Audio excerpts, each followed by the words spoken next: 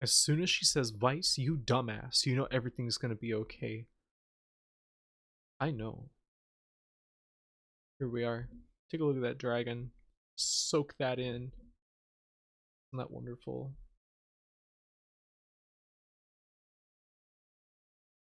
I'm gonna get rid of the System Shock and Outcast captures. We're never playing those again.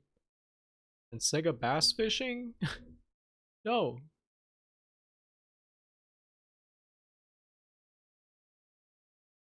Alright.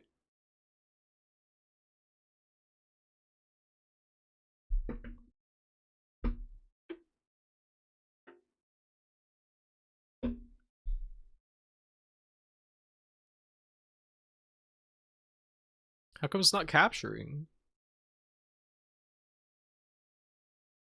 Huh? Is it gonna capture the audio?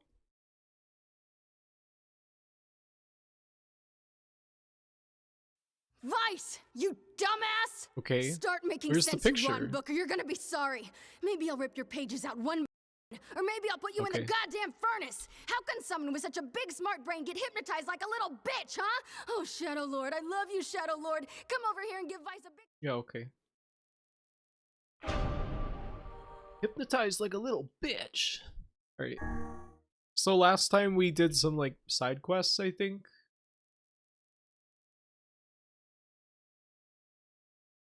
I feel bad for not liking Shadow Tower, but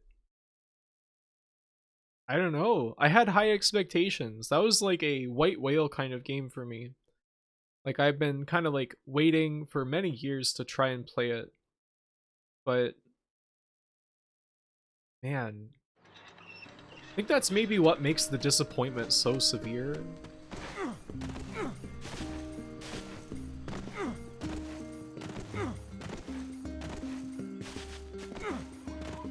Look at these pigs. Sprinker.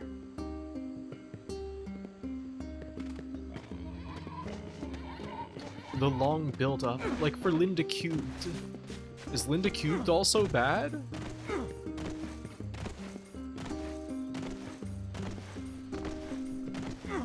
I kept saying it looked really boring. I would have dropped it after the green zone.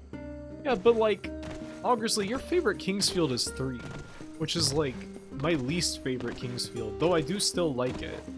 I would much rather play Kingsfield 3 over Shadow Tower Abyss.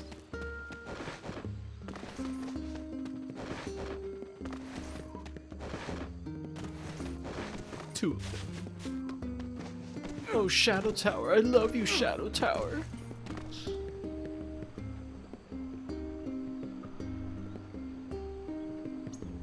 Just found out the Japanese version doesn't use that Kaine line in the opening. Really? Missed opportunity. What am I like doing? I kind of don't remember.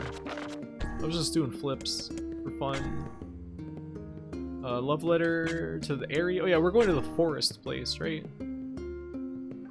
We want mutton? What's mutton? Sheep? Kingsfield 3 is a super genius crazy game. It is pretty cool. Hey Bill, how do you do?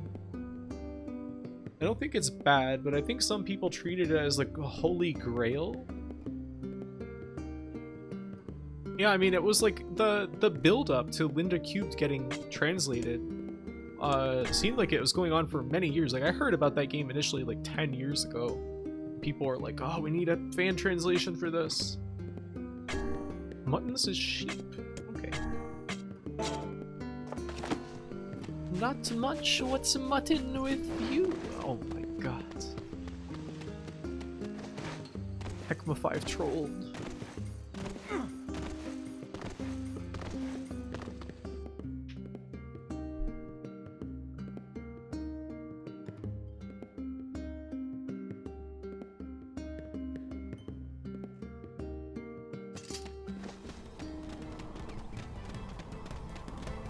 This game is so beautiful.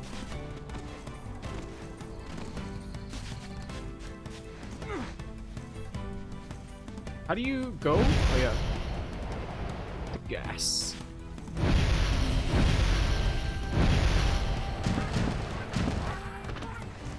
Let's get some mutton.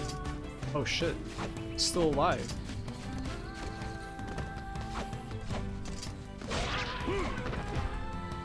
Strip. Mutant. Great. That's everything the runaway kid asked for. Time to head back. I don't know what runaway kid where. I don't know.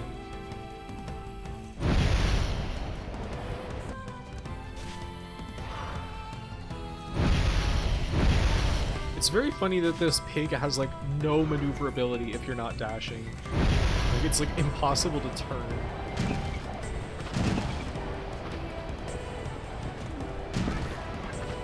I think that we have some side quests here.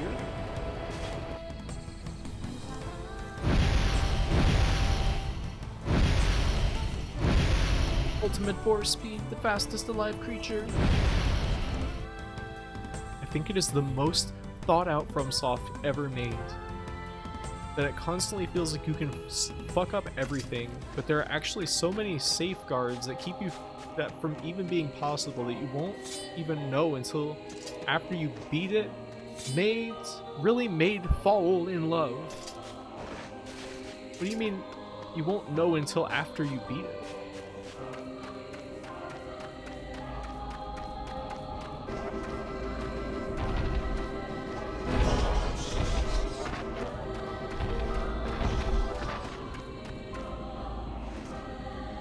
No maneuverability on that sprinker.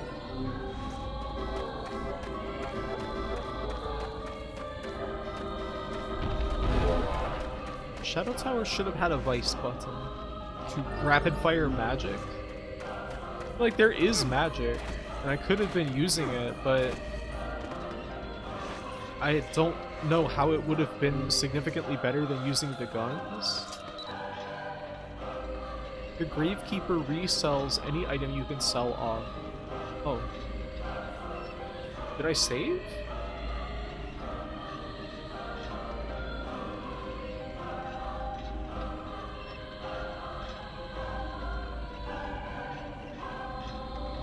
Muttonly.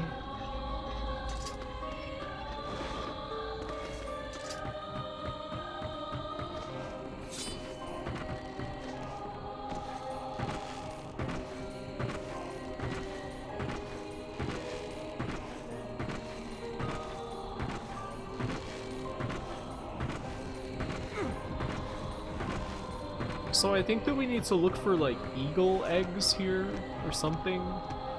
And there's also a letter to deliver.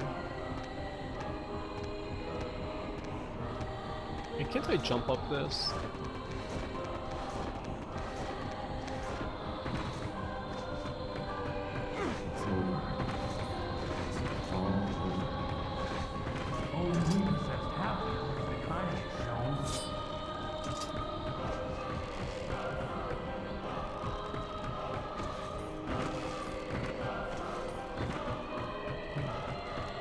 What's with that? It's like a golden... Oh, they're on multiple. I thought that was like something significant. Heidi's a good person once he does her weirdness. Weirdness. Oh, expedited delivery. This must be the place the florist was talking about. You think she stepped out? Perhaps she moved. It doesn't look like this house has been occupied for some time. Well, no point hanging around. We better go back to town. She wasn't there. Oh my god. No. Guess you were right, Vice. I find it difficult to determine who is right at this point. We had best return to him. We're supposed to find eagle eggs here somewhere. I don't know like where we're supposed to look for that though.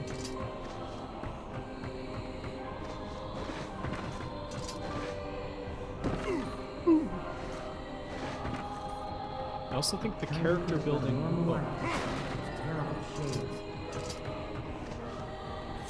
Character building through level design with Orladin was crazy.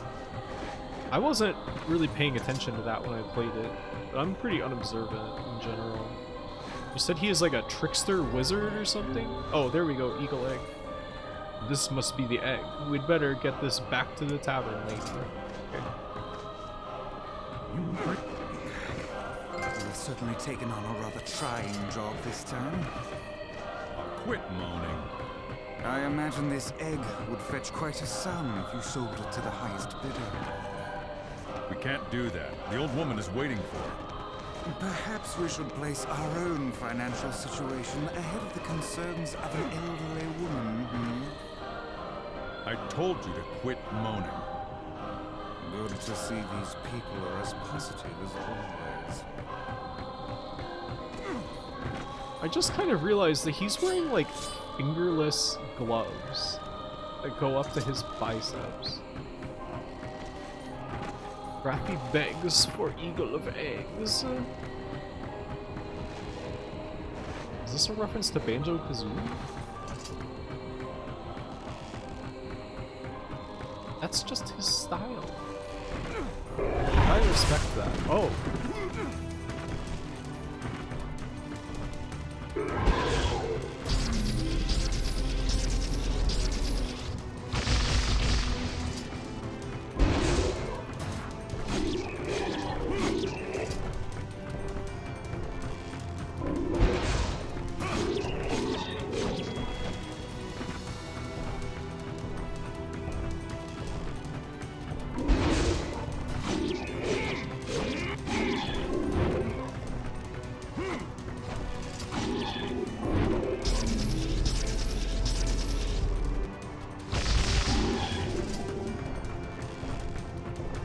Sweet basket of eggs.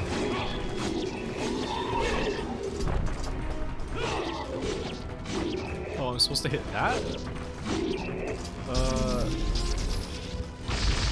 Alright, we went. Got Crest Freesia. The shade had a flower? This is a Freesia, the same flower we were delivering to the woman. That can't be a coincidence. I think the woman was attacked by a shade. They can hold items?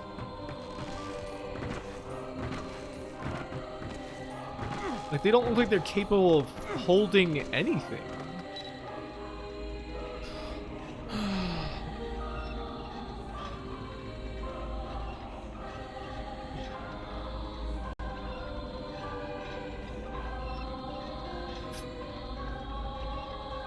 He was a trickster wizard who got pissed off that the only thing he was destined to do, waiting for you.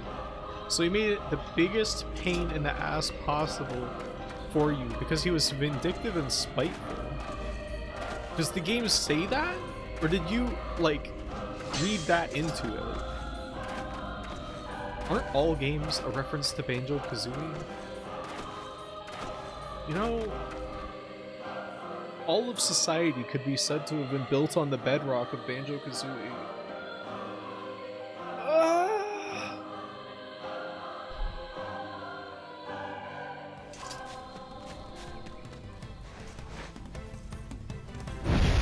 Rock of Fred Flintstone.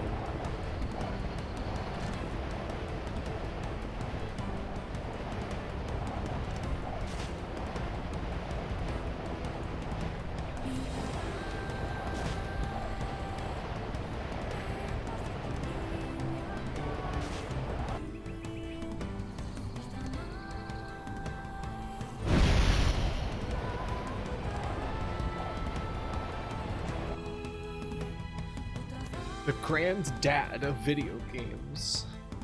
Granddad, 7 granddad.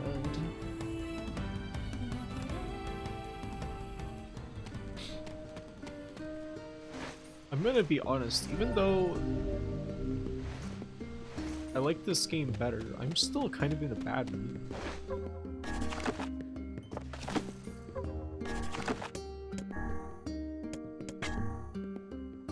Who is the client? Tavern person? New merchant in town? I don't even know who I'm supposed to take these back to.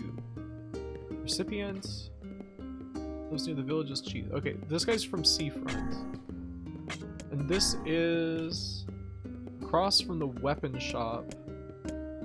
Okay, here. Stretch and hydrate. Thank you.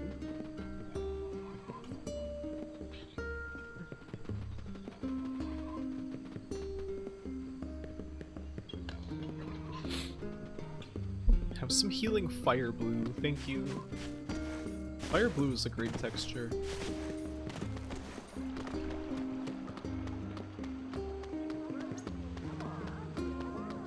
The black scrawls here too? Great. Hey! Please tell me right away if you find my little angel. What about the... It's not fair. Hello. I thought that we were supposed to, like, bring some kind of mutton or something? I didn't even read it.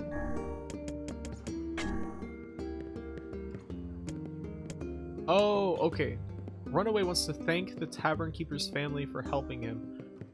I don't even remember where he was. Where was that guy? Bring it to the Tavern Keeper. Oh, okay, so the tavern. Alright. Maybe I'm too stupid to play games without them telling me where to go all the time. Is good the right mood to play a Yoko Taro game, though? Sure, why not? Let's see what work I've got for you today. Postman's request. Help with a personal matter from Seafront. Client's location. In the post office. Okay. Sure, I'll do it. Hello. Want to split around? No. Yo. I've got your eagle egg. Wow, thank you. Give me a moment here. Mixing. Yes, it is heavily implied. So, regarding Orladon. The old man elf tells you something to that effect when you can get him to appraise items. I think it was the description for one of the Orladon rated items. That's pretty good. Here we go. Could you bring this to my grandmother for me? She'll probably be near the fountain in front of the library. Okay. Old Lady's Elixir Plus. Hello. But I needed to go to the Tavern Keeper for something else, but I guess this quest like preempts that?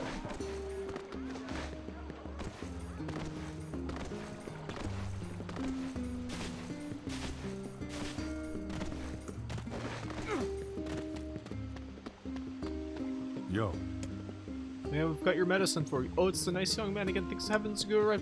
My bloating is just out of control today, and you wouldn't believe the bunions that are starting to form on my... Whoa, hey, look at the time. Gotta go. You take care of yourself, alright? You've really been helping me out lately. Here's a little something for you. Obtain 2,000 gold. Okay. That was some dialogue. Elixir Plus. The only one that it's not a good mood is Drakengard. I do want to play that game. Seems cool.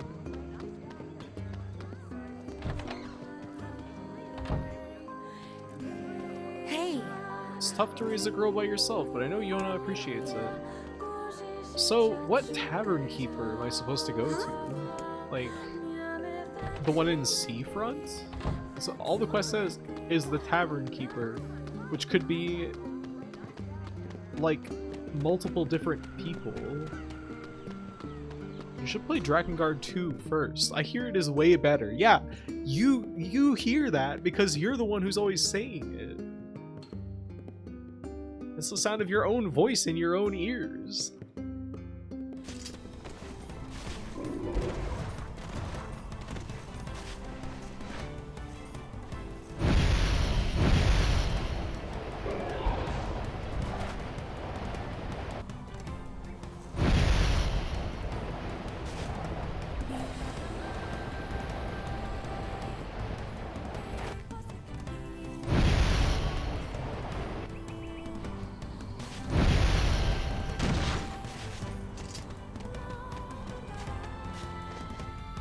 I have not played the first one, so it could not be my voice.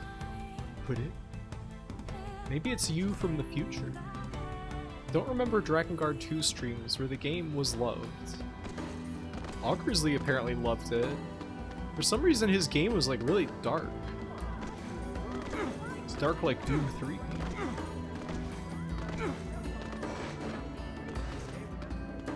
Remember the Doom 3 streams? That was a pretty crazy time. Yo. Hey, you the guy that's taking care of that runaway? Runaway? What are you talking about? It seems we've been bamboozled. God damn it, when I find that stupid kid. Well, I guess we can go tell his parents he's alive at least. Okay. Let's have a drink. No. No, I really didn't care for it, but it had 3 or 4 good moments. For Drakengard 2, Why do all men have to be so... Never mind.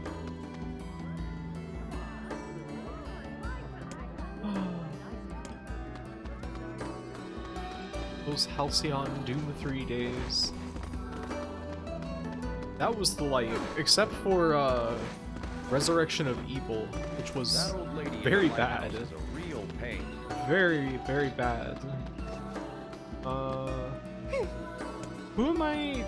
There's like somebody I was supposed to talk to here. It's really hard to remember. It had some great bosses. I do remember you fighting some guy who was like in the sand. It was dark like the PS2 Rayman 2. PS2 seems to treat gamma levels differently from some other games. I remember that Eternal Ring, when we played that. That was really fucked up and dark. I don't know why. Ah, just the man I was looking for. You need something? Yeah, see, I've got a letter from the lighthouse lady, and I was hoping you could deliver it. The other postman, well, they can't really deal with her. She's a bit cranky. You don't say. I'd do it, but with my bad leg and all. Anyway, sorry to keep bugging you, but can you help? Yeah. Yeah, alright. The lady hardly ever leaves that lighthouse, so you should start there. And thank you. That was the man who had made a pact with 40 No, gnomes. how dare he boss us around? Nothing wrong with helping people out. That attitude is what makes you such an easy mark. You're starting to sound like a cranky old man again,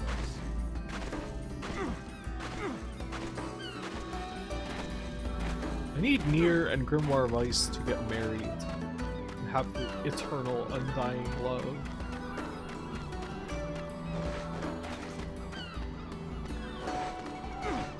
I can't jump up there.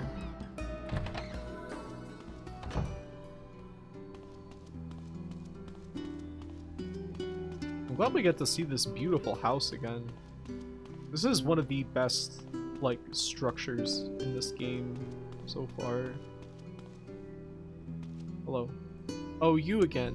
You look to be in pain. You took so much time delivering the mail, my illness has gotten worse. I'm lucky I'm not dead. You truly are a staggering creature. Well, since you're here, I guess I should give you a little something. Okay. I think this qualifies as a lot. It's fine, just take it. Take it and go. But bring the mail quicker next time, and I want to see a smile. Is there no end to this madness? The way they do interiors, I think, is so awesome. Easily my favorite part. It's very beautiful, very like diorama dollhouse looking. Is there a list of streamed games that were dropped? You know, there was, I think there might have been a playlist on YouTube that I was adding dropped games to, but I can't remember. I've dropped quite a few games. I don't know. If I don't like a game, it's not gonna help to like force myself to keep going a lot of the time. Great. What else do we have? New merchant in town? We're not doing that. Man near the fountain in Seafront's Plaza has given you a love letter. Okay.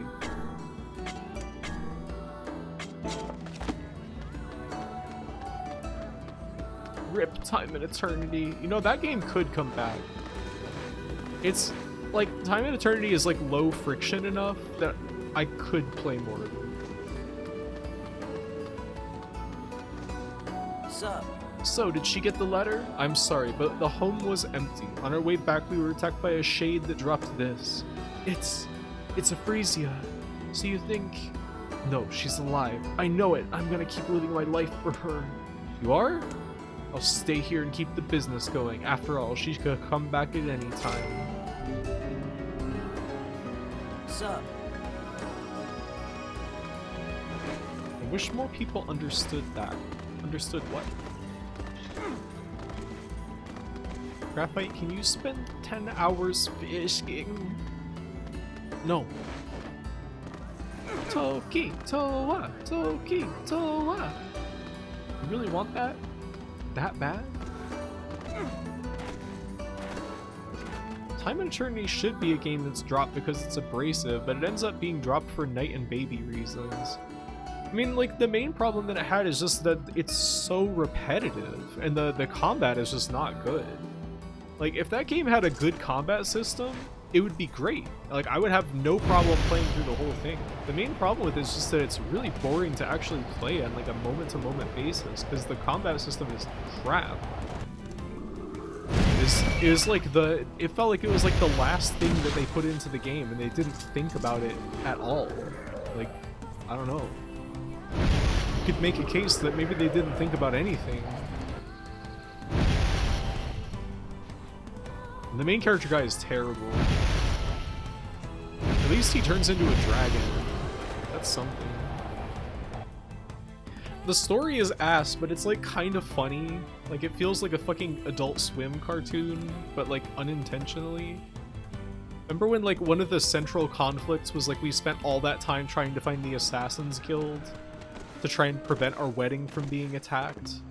And then it turned out that the reason they were going to attack the wedding is because of our actions, we ended up somehow like a really disgusting cake was served to the leader of the Assassin's Guild, who looked like a robot from like Aqua Teen Hunger Force, and that made him so angry that he decided he was going to attack the royal wedding as a result.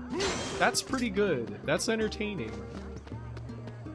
It's just, it would be nice if I didn't have to like play the game to get to it.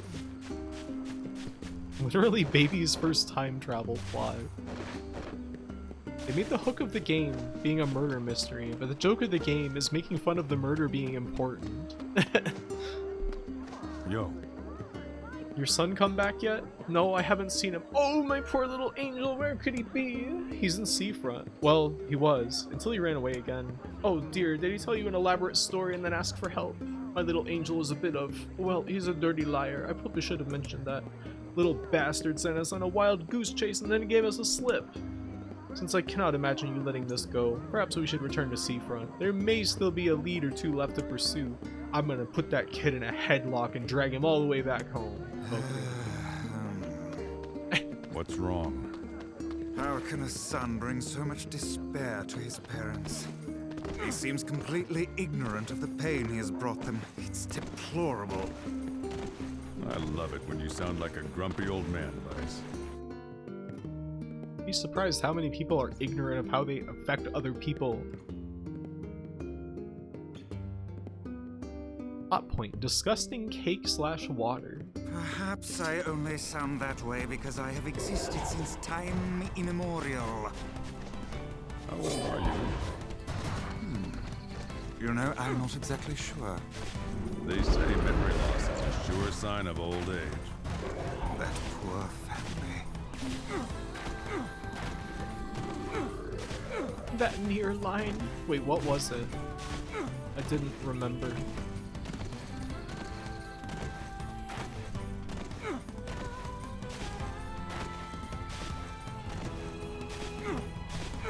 Saying he loves it when Vice sounds like a grumpy old man.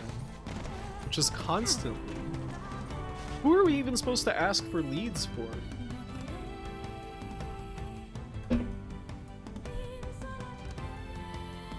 Hey, wait a second. Are the journal entries dated based on the system clock?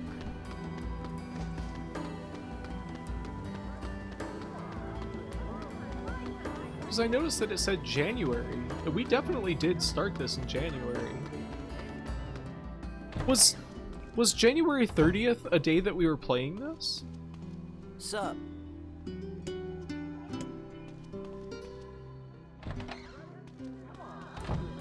That seems like the kind of thing that Yoko Taro would do. Right. Where do we find a lead on where this kid is? January 30th was a Tuesday, so no. But I might have changed the clock.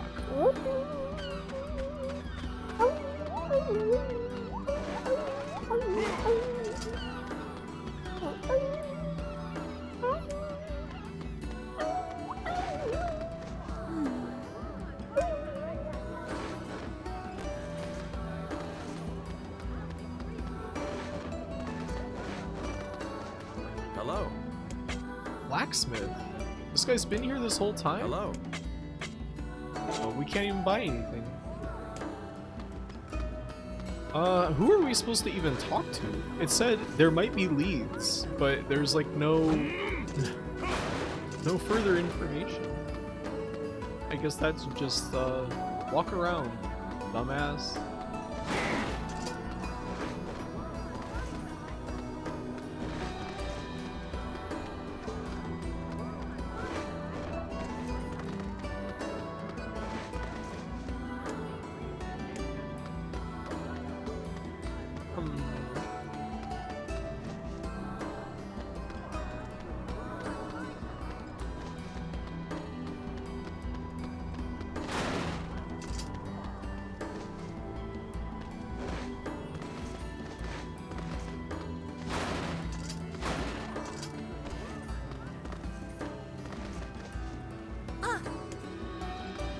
Alright, where is this guy?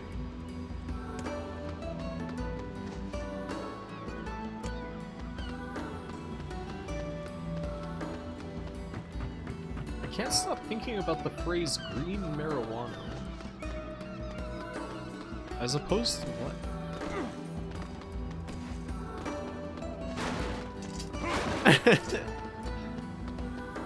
Sneakling.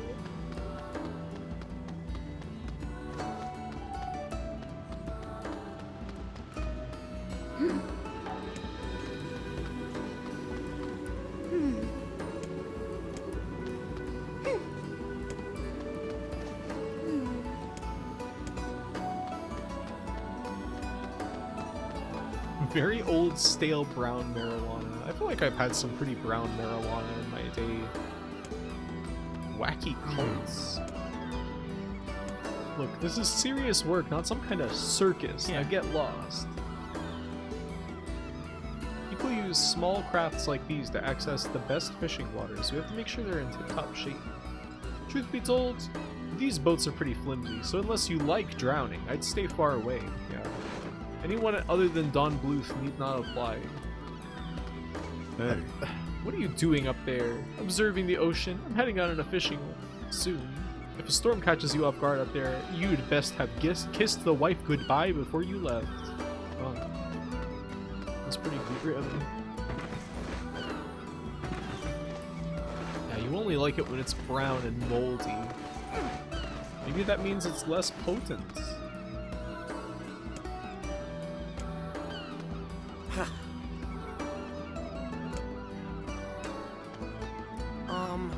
The new guy has talent, but he's impatient. I think we'll make him run those stupid errands for a while longer. Young men these days got no toughness. Won't last a single day at sea with that attitude. Hey! What kind of voice is that for a small boy? When I grow up, I'm gonna be a big, strong sailor on a really huge boat. Or a botanist, I can't decide. How are things? So, think you can get it all?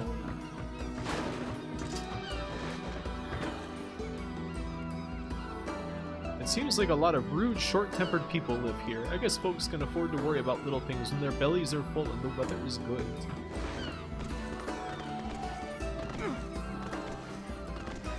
Purplish. I guess that sometimes it does have purple in it. I'm at my most rude after a big meal on a sunny day. I tell everyone to fuck off. That old lady in the lighthouse. Even if they're trying to no give pain. you something really good. Something really good. Then you don't get it and you don't even know what it was, but you don't care. These little fountains in town are so wonderful.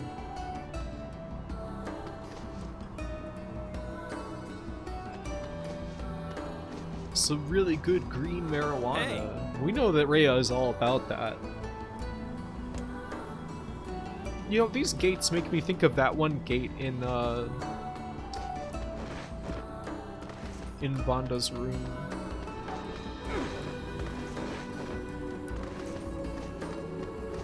I guess it was also in Osus, the Pedro Costa movies. Where is this guy? Hey! This is the secret place where no one can find me. We haven't found hide nor hair of that fucking guy. Hello.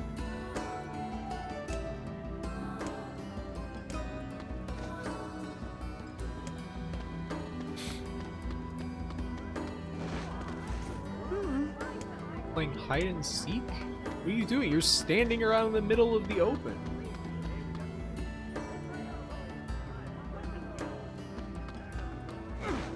She likes her weed. Like she likes her Spanish to English dictionaries. Moldy and poisonous. I don't want any fucking fruits and vegetables.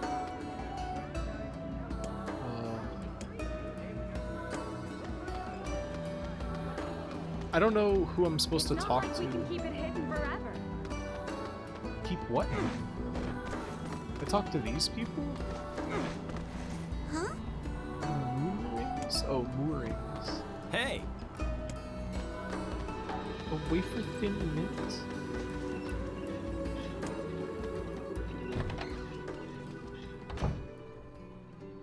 Dismissing a person makes me feel more satisfied than anything they could give me. Wow. That's true satisfaction. Where the fuck is this guy? The game just said there might be signs or something like that. But doesn't seem to actually be. Doesn't actually seem to be Charmy B, not Charlie B.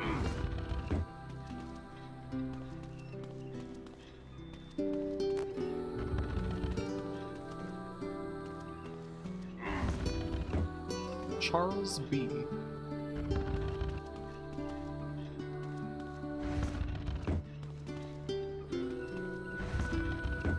Like how you can hear the save point outside. The Sokoban room! This is where Bill feels most at home.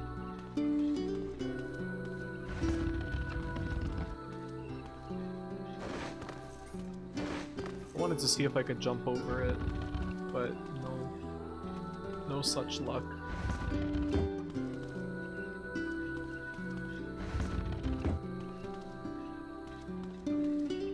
Maybe in the tavern? I already went there though. The tavern keeper didn't have anything to say. In here? Like, what is the purpose of this room? It feels like there's gotta be something here eventually, right? Right? But not right now.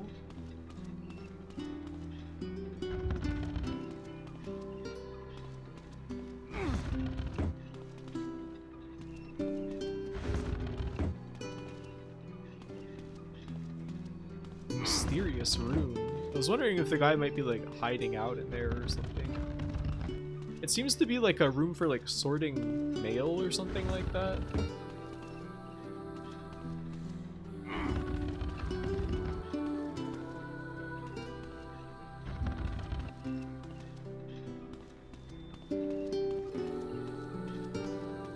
Nice music in here.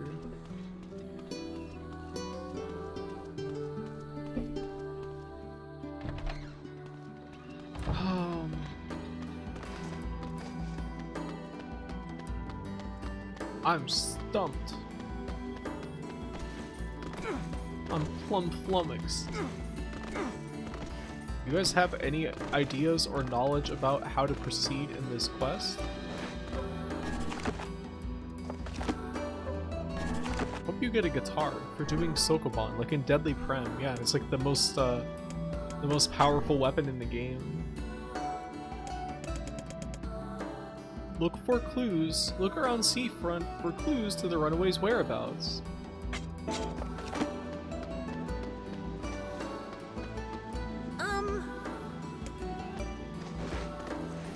up?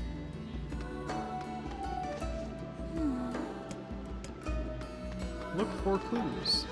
There's like a bird. You're plump and flummoxed. Yeah, you know, that is very true. It's about as true as it gets.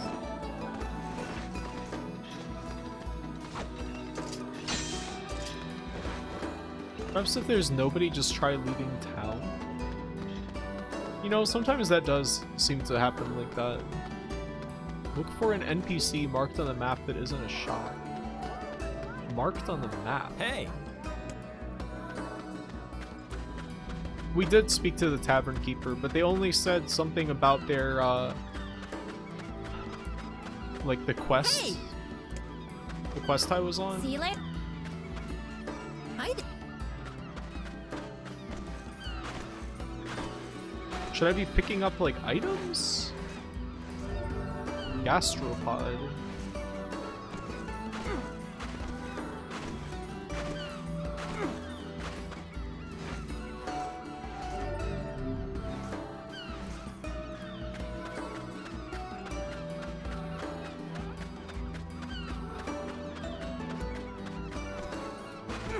There's a guard near the entrance? Yeah, you might be right. We haven't talked to the lighthouse lady, but it's a pain to get up to her house.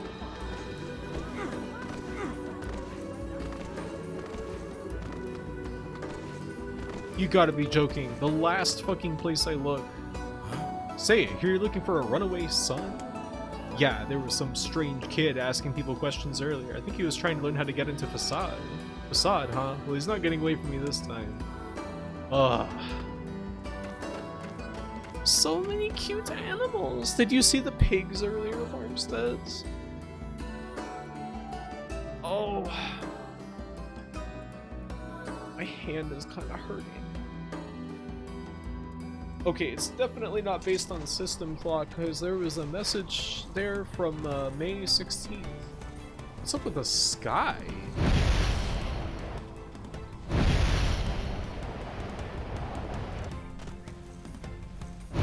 It's just like brown.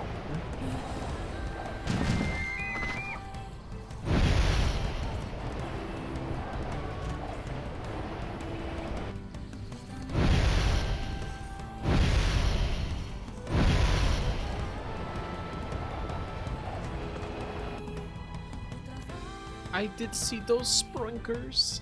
That's good. I'm glad. Is that Rogue Legacy?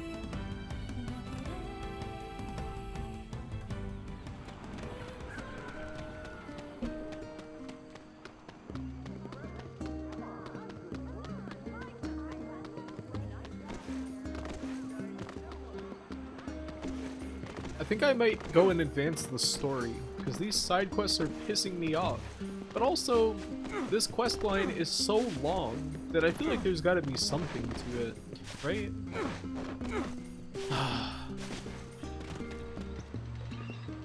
Yeah, I'm throwing a tantrum. Grr.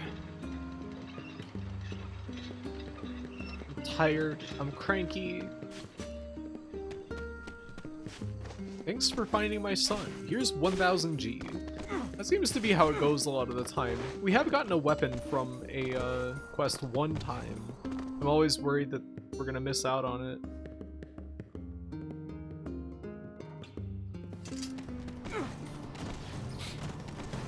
Please tell me, please, I beg you, tell me that there's no weapons that are locked behind fishing in this game. Please. I need someone to verify this for me, like, right now.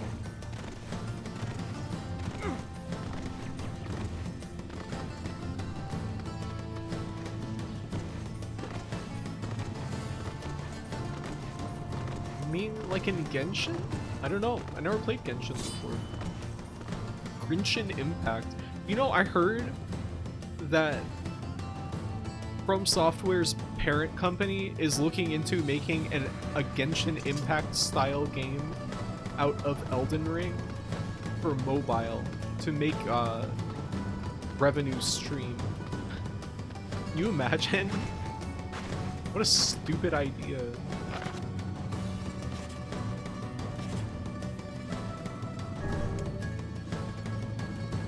We perform the quest in hope people involved will die as part of it.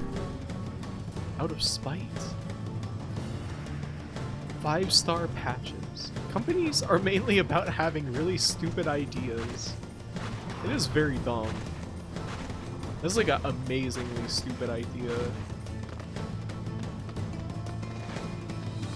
And you know, they also, people were speculating that the Elden Ring DLC might come out this month, but apparently that was listed in some kind of financial report by Kadokawa, and they said that the DLC was like a mid to long term prospect, so who knows when that's even gonna come out. That's crazy.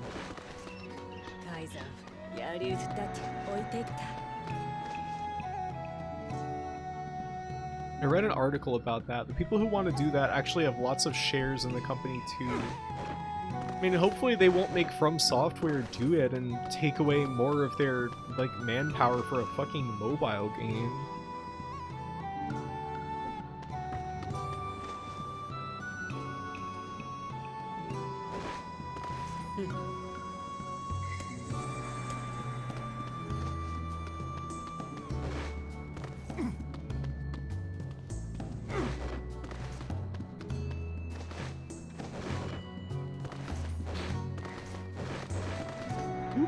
Who plays mobile games?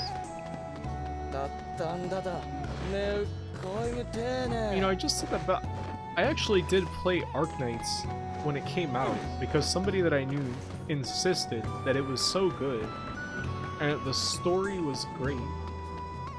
And I couldn't even bear to sit through any of the cutscenes. Turn up. Way more people than play normal games. That is very strange. People who have mobile and didn't previously learn what a video game is.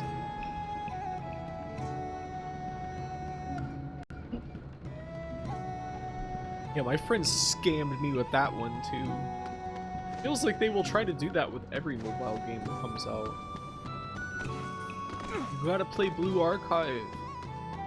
It's got a really good story. No. You just want to see the jiggle physics on those chibis. I know it. This is a trick. This is a scheme.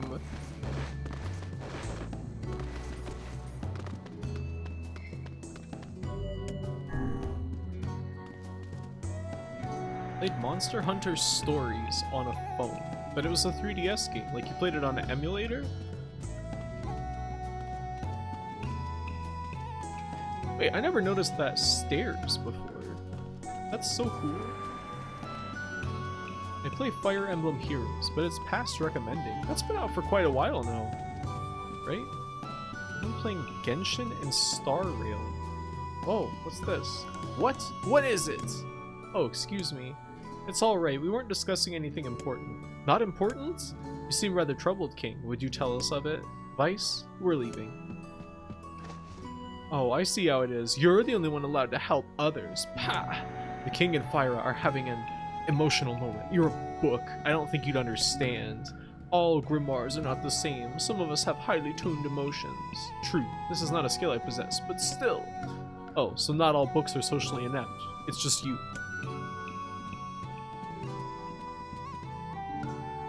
Not important? It's alright, we weren't discussing anything important. Oh.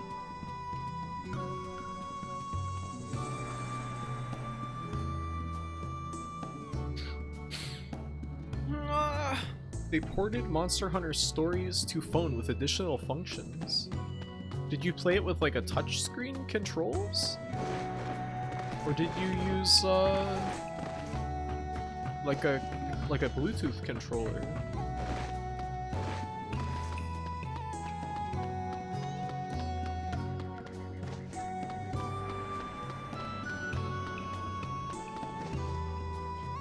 I did play Threes as well, but that's just a puzzle sliding math game.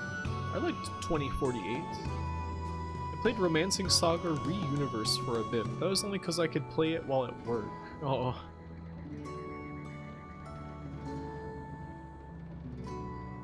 There was no ball jiggling characters, so I didn't play. Maybe someday they'll speak to your demographic. They gotta, right? You know, I always feel like when people say that we gotta get rid of like fan service in like anime and games, I feel like that's not true. I feel like they just need to make the fan service include like the guys too. That's the real problem.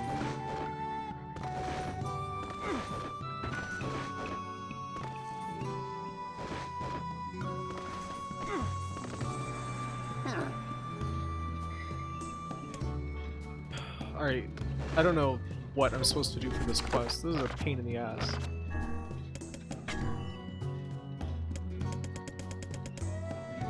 Track him down and make him pay for what he's done. I've almost played FGO for Ganesha and Caesar. When I realized how unlikely it would be that I'd even roll them, I decided not to. That's a smart choice.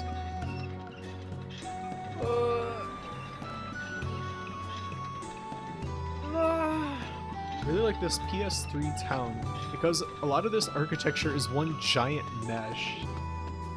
You know, it probably is. I mean, it looks amazing.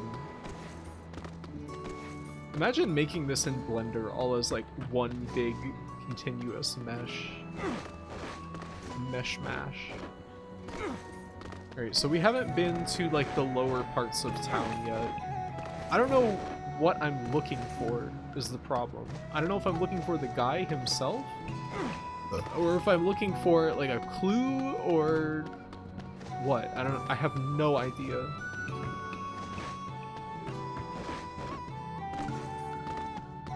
What's going on now? Hunting the sun? Yeah, I don't know what to do. I don't know where to go. I just I have, like, they said he was going to Facade. But that could mean he's in the desert outside of town, which would be a nightmare. So I have to go out there and contend with all those wolves? Like, or he could be here in town and I just have to find him somewhere.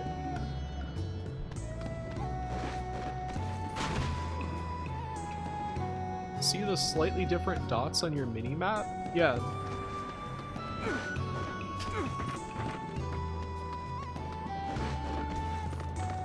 But those are shops. Like, if it's a white dot, that's a shop.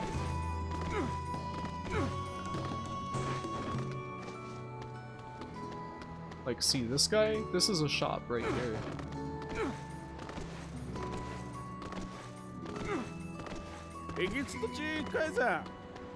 And that's also a shop. There's another smaller white dot type. Smaller white dot type.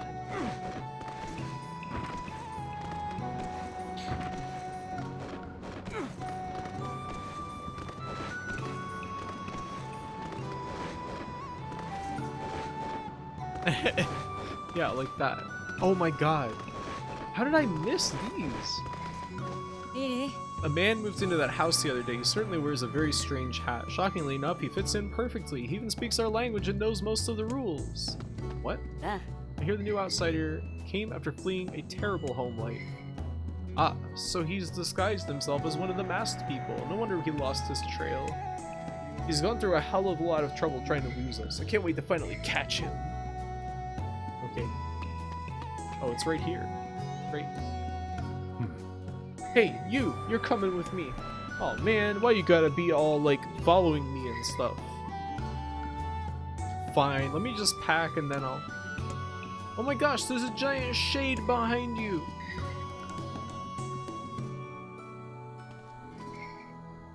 Ugh. Oh, are you kidding me? He has doubtless fled the city, though he could not have gone much farther than that. Alright.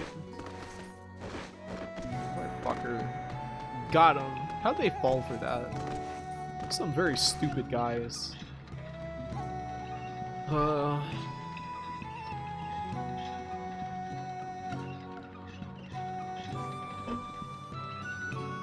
really like the time where they would model all the clips instead of copy pasting 5 billion assets for rocks. Yeah, you know, when you can tell that clips are just like a bunch of big rocks that they like are clipping into each other, it always looks kind of bad, doesn't it? How can Vice facepalm as a book? I know he did somehow.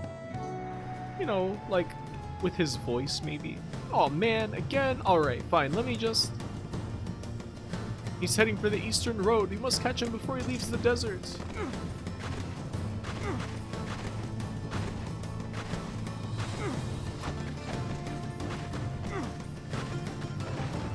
What am I supposed to attack him?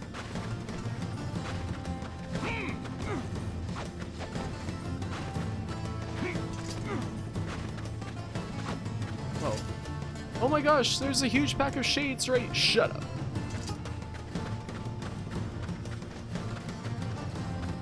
Dark Souls 3 is especially bad with that. I mostly remember that Dark Souls 3 had like a really stupid amount of like copy and pasted headstones. Like they just copy and pasted graves everywhere in that game. What's that big thing on the right? Fool me once, shame on you. Fool me twice, and I shall smite you with unholy magic. Okay.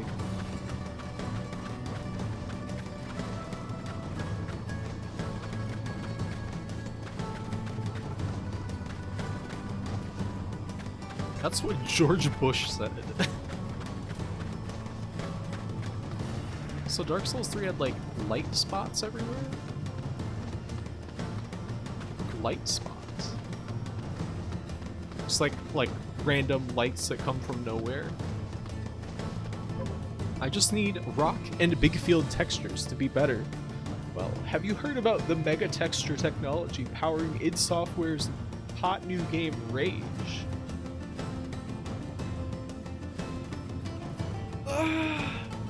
Dark Souls 3 is a lot like Shadow Tower Abyss. Okay, you know, we don't need to go that far. I don't think that game is as bad as Dark Souls 3. It was at least more interesting than Dark Souls 3. Mr. Random Corner would have that round light spot. George Bush magic is why the shoe missed. He should have his license revoked. It's a pack of wolves. Maybe if I cut out your tongue, you won't be so... Oh crap, it is a pack of wolves.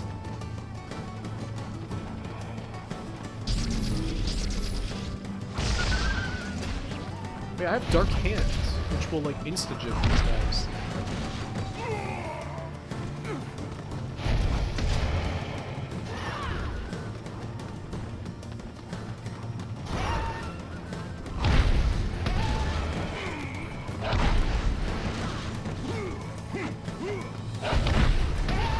I like how I get hit and then the fist is hitting during the hit stun.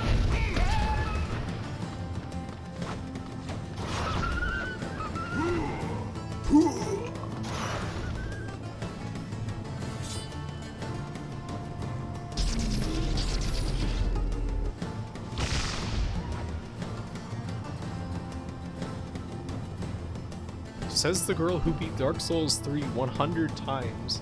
Listen, I didn't do that for pure reasons. I really don't know why I did that. Dark Souls 3 at least has a few interesting bosses. I'm not sure if Shadow Tower Abyss had that. There was a boss that was like a cool lion, but I mean the design was not crazy good in terms of like mechanics. I feel like too many DS3 bosses are just someone with 2 swords. Yes. I mean, the bosses are just kind of boring in that game. Didn't think I'd actually run into wolves for real. Are you ready to go home yet? Yeah, man, hell yeah. This adventure stuff is like way too scary for me. I'm gonna stick close to home and stuff. Good, now let's go tell the family. Okay. Has so many bosses that are just a big dude with a big weapon, and I love it. You can get that in Dark Souls 2 with like Fume Knight and Smelter Demon. I liked the twin princes and twin princes.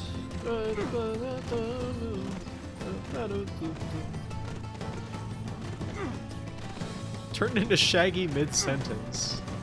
I found his voice. I liked how fun it was to use pyromancy and stealth magic in 3. I do agree, pyromancy felt good in that game. That was probably the most fun that I had, was using pyromancy and manually aiming the fireballs. That was really fun. 2 is your favorite of the trilogy. You and Augersley are going to be fast friends then. Buddy, they won't even let me smelt her demon. Oh my god.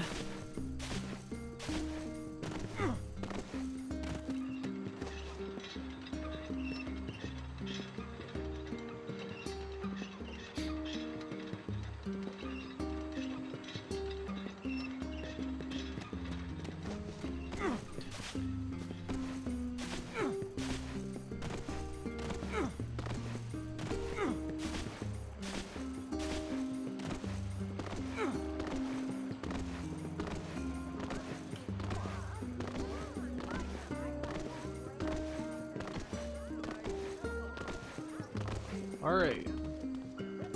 Nobody's here. I believe they left us a note. Thanks to your help, our little angel has returned to take up the family business. We have decided to move to a new land to begin anew and thoroughly train him to carry on the family name. Well, it's good to see them taking an interest in... Hey, they didn't pay me.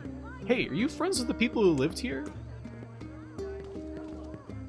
No? Why? Because the goddamn bastards borrowed money from everyone in the village and skipped town. Apparently their son ran away because he wanted to escape a life of crime, but then some idiot brought him back. This has been the worst job ever. Perhaps we should just tally this up as an expensive life lesson and move on. Talk about your broken homes, eh? Yeesh. Ain't that the truth? That's a pretty good ending to an extremely tedious quest line. That is pretty good. Holy wow!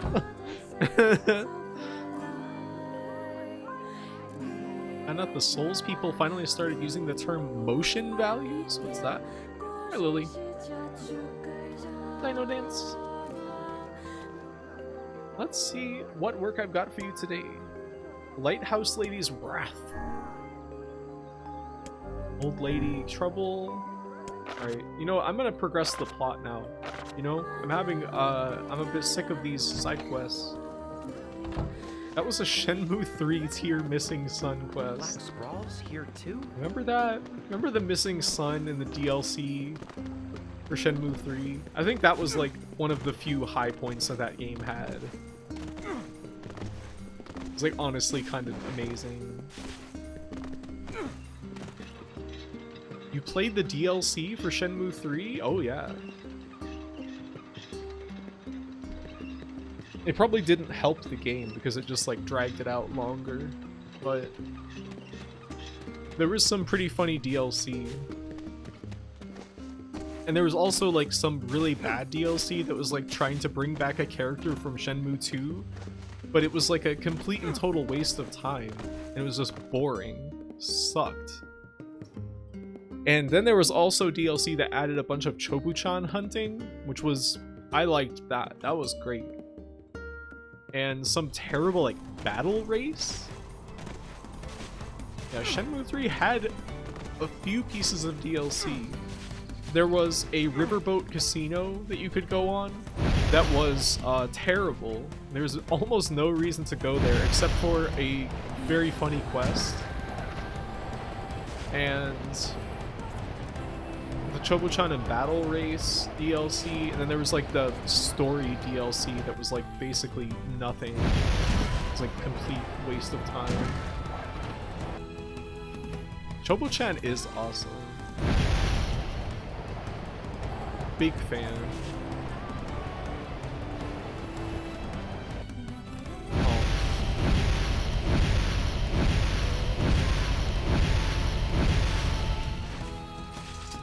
Wait, why is she covered in blood? Oh, it went away. You got boost power. Whoa! Someone just fired off some nitrous. Chobu. I feel so tired.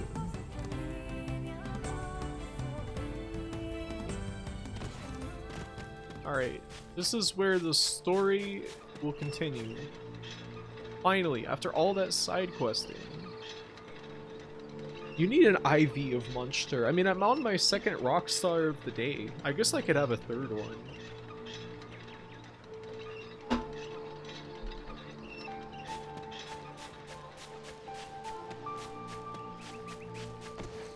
These people wouldn't even speak to us before. Beware. Beware the words. The words? What do you mean? Contagious words. Those who dream. Those who dream? Hold a moment. There is a strange new sensation in my mind. Look at the size of this text box from Vice. Look at the size of that. Look at how big this text box is. This is like a fucking NVL text box. Hello, Moowear. This area is cool. I got a cheerwine ale. Ooh. Get on that third. Lately I've been thinking I want to pump up my caffeine tolerance to ludicrous levels. Why? Do not have heart attack. I'll be okay. You know, I need to have some kind of vice now that I stopped smoking. I mean, not that I don't already have other vices, but, you know, one more doesn't hurt. There's like a quota, you know. What does NVL stand for? Novel? It's a specific format of visual novel. There's NVL and there's ADV. And ADV is the kind of visual novel where the text is at the bottom of the screen and you have to constantly look between the bottom of the screen and the character portraits to see how they are reacting and how things are changing. I hate that. I hate ADV mode. And NVL, the text is printed over the whole screen and you can see the sprites underneath the text, so you see the characters like update as they talk, and it's just like way more comfortable to read. You have to click less. It just is more pleasant to read overall. Like, it's a novel, right? Why cram all the text at the bottom of the damn screen?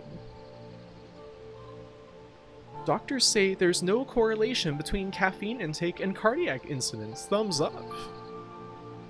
But what about anxiety? I recently saw a poster for a Serbian series called Dr. Death? What is it about? Grimoire Vice. Grimoire Vice City. Graffy, can I warn you of a sub-weapon thing here? What's that?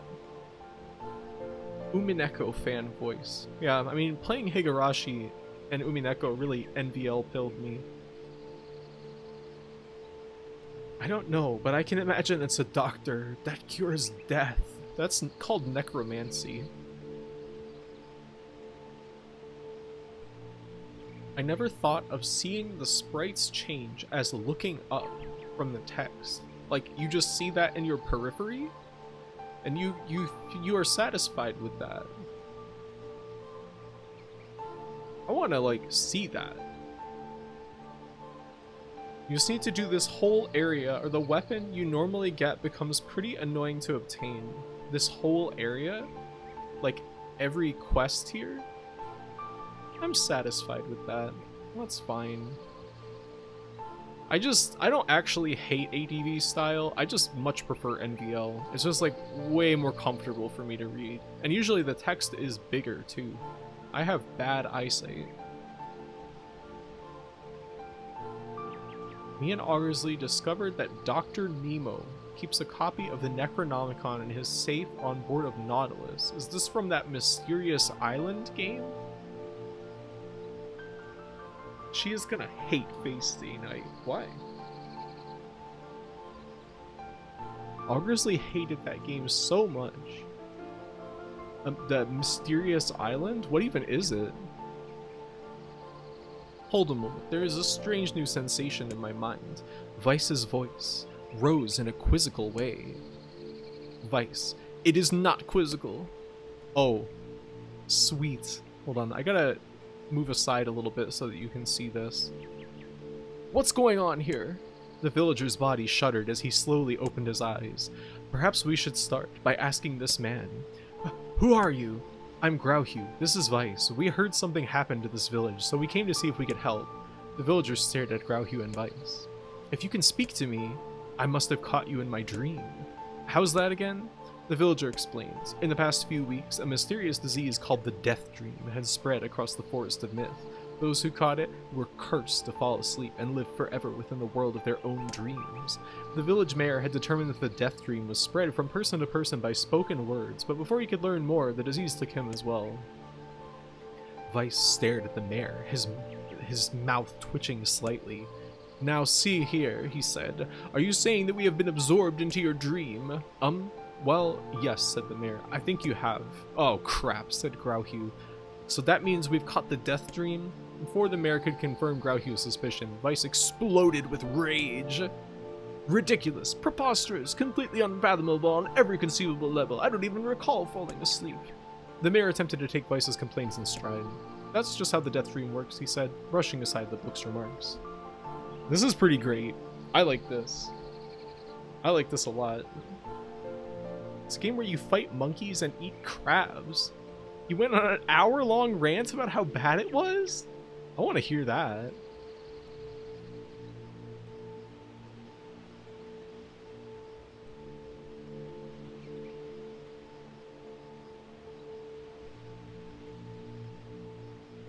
It's like a visual novel text box. I love it. This is fantastic. My remarks shall not be brushed aside, fool, and it would behoove you to remember that this world allows me to view all of its narration. The mayor twisted his mouth into an embarrassed grimace, and then quickly changed the subject to who Grauhue had seen, and what they had discussed since coming to the village. Something there must have caused you to enter my dream, said the mayor. A certain conversation, a specific word, something. Grauhue and Vice racked their brains, but could find no easy solutions. There were simply too many words to consider, too much random chatter, too many meaningless conversations. Grimoire Vice does not engage in meaningless conversations. The mere suggestion that Vice chose his words carelessly seemed to sting his pride. It does not seem to sting my pride, you bloated gas bag of a narrator. It has demolished it utterly. Hey! Irritated, Vice looked skyward, as if searching for answers in the heavens. I was doing no such thing, just leave me alone already. The anger created by his harsh words bled over to Grauhue like a contagion. Wait, said Grauhue suddenly. Did someone just say contagion? Yes, I believe so. What of it? Well, that villager told us to watch out for contagious words, right? The mayor had leaned forward with renewed interest, pushing a startled Vice aside in the process. Well, he must have said something, right? Asked the mayor. Some specific combination of words? What was it? It was about dreaming, or something that dreams, or... Oh, what the hell was it? A sheep? Cried Vice suddenly, blurting out the first thing that popped into this head. The others stared at him for a moment before slowly shaking their heads. After a few more minutes of thought, Grauhue's face suddenly lit up. I remember, he said. Those who dream! That's what he said, I'm sure of it! At this, the mayor produced a thick sheaf of papers from his pocket. He flipped through them a few times before finally nodding his approval at Grauhue. That sounds right, he said, as a stray sheet of paper fluttered to the ground. My notes also mentioned something about that. I bet it was the last thing that you heard before you fell asleep. The mayor shook his head, his worn pencil stub tracing lines across a lone piece of paper. For the last month, I've done nothing but study this disease we call the Death Dream, he said. I mean, I'm the mayor, right? It's my job to protect people from whatever comes along. But I never expected a couple of outsiders to start entering people's dreams. The mayor paused, a grimace crossing his face. I should probably be taking notes or something. This is like a Lundra. Vice immediately fired back. I applaud the force of will it takes to research a disease in your dreams, he said. But perhaps we should bend your efforts to escaping this place instead of trying to understand it. The mayor's hand tightened around his pencil, snapping it off at the tip. I've tried to escape. From the very first moment I realized I was locked inside my own dream. I've been looking for a way out, but I don't think it exists. I mean, this is my dream, right? If there was an exit, I'd know about it. He paused for a moment, his unfocused eyes staring at nothing. My village was beautiful, he said to no one in particular, and it was filled with the most wonderful people you could ever hope to meet. But once this disease took hold, things changed. It's like someone took a sponge and soaked all the color out of our lives. I just want us to be whole again. I want us to be free. The mayor's voice took on a note of steely determination, and I won't stop trying until it happens. Grauhue nodded in agreement. Huh? Wait a second. I didn't nod. Why are you... Look, if we can be of any help, said Grauhue, just ask. Now, hold on. I did not just say that. Silence, cried Weiss. The grimoire looked from Grauhue to the mayor and back again, his face filling with confidence. Grimoire Weiss's face is always confident, thank you very much. Now see here, mayor. You told us that nothing can exist in this dream without your knowing of it. But yet, you seemed surprised to see us when we first arrived, yes? The mayor slowly raised his head, realization dawning on his face. Oh my god, he said. You're right. I had no idea you were coming. The human imagination is a limitless engine, said Weiss, and dreams are the fuel. If you can imagine an exit, then it must be so. With your permission, we shall search it out. Thank you, said the mayor. I don't know how I can repay you. Payment is not required. We're as eager as you to be done with this place. The mayor suddenly felt as if he could breathe again. He'd almost forgotten what it was like. Good luck, you two. Call to the departing forms of Grauhue and Weiss. We're all counting on you. As Grauhue slowly faded into the misty forest, the mayor was struck by a sense of deja vu. I saw this man once before, he thought, but where? Grauhue's mood darkened as he trudged through the forest. Hours earlier, when the beauty of the place was still a new thing, he had been confident they could get in, find the exit, and be home in time for dinner. But the deeper they went, and the more the forest closed in around him, the mist made it difficult to see more than a foot in any direction, and moss-covered rocks seemed determined to twist his ankle. More than once, he'd been forced to steady himself on the rough bark of a tree, and his hands now left small trails of blood on everything he touched. Everything. That's a lot of blood. I gotta take a drink.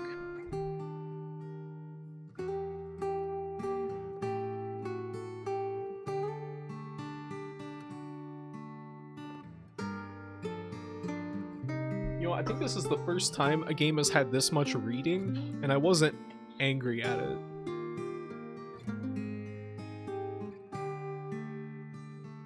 A thick sheath. I did not say that. The amazing digital forest. Alright. Additionally, Weiss was proving to be a spectacularly poor traveling companion. Unhindered by either terrain or physical effort, he spent most of his time urging Grauhue to pick up the pace and grumbling about their slow progress. Finally, after Weiss muttered something about legless turtles being more adept at navigating the environment, Grauhue snapped. You know what, Weiss? He cried, go to hell. We're stopping. I need to rest for a few minutes before I throw up. Grauhue leaned against a tree and tried to stretch the knots from his back.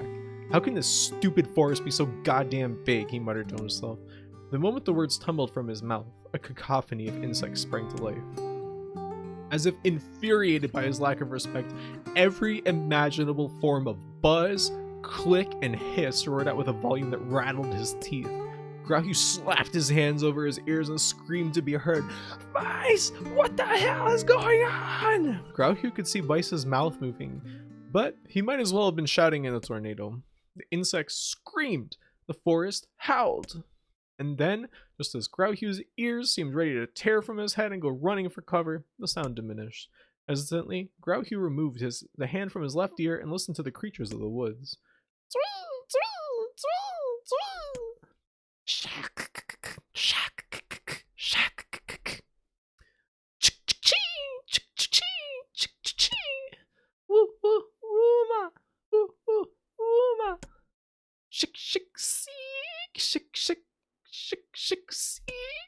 As the insect symphony dimmed another decibel, Grauhue began to detect patterns in the sound. This isn't random, he thought. It's not just white noise. It's something else. The insects weren't just calling out.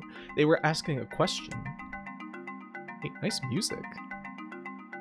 It's like I'm really there.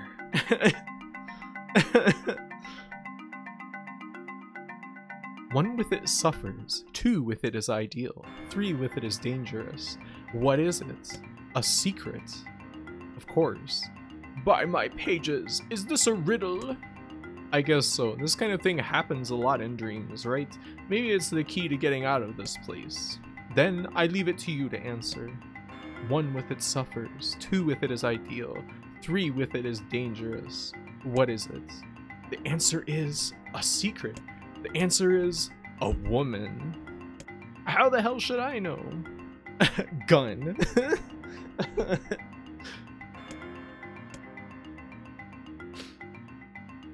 Well, but isn't the traditional saying about the only way that 2 people can keep a secret is if one of them is dead? So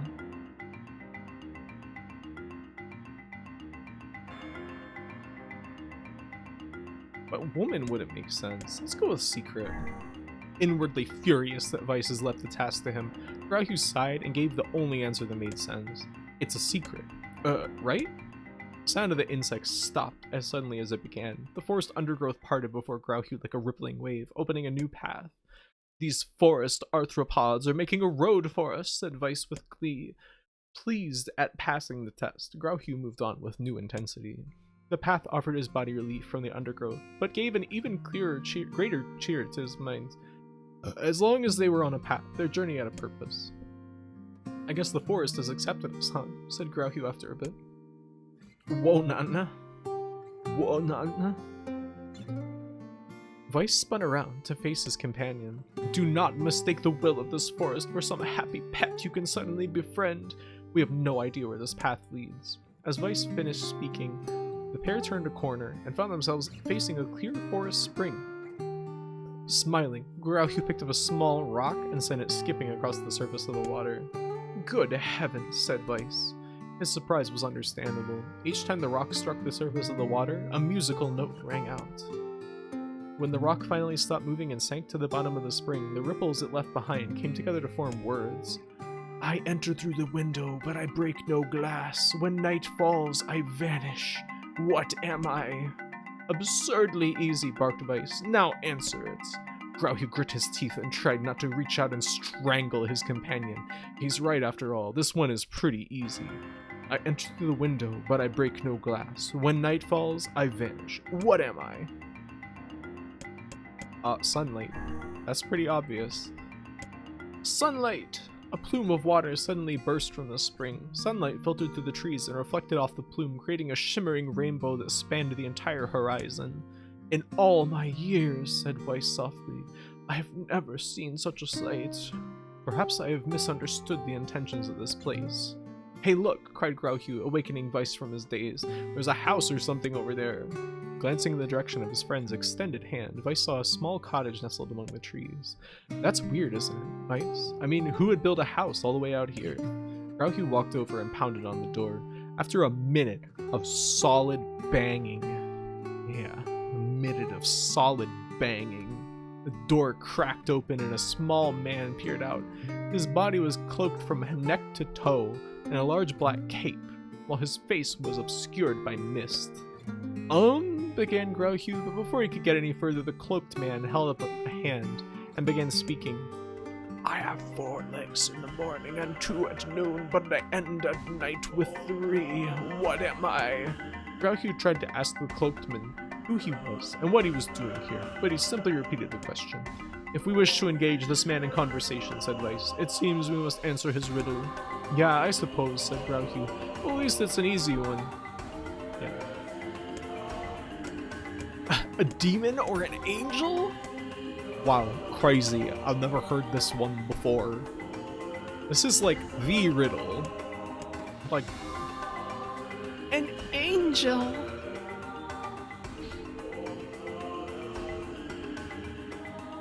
Imagine an angel with 4 legs.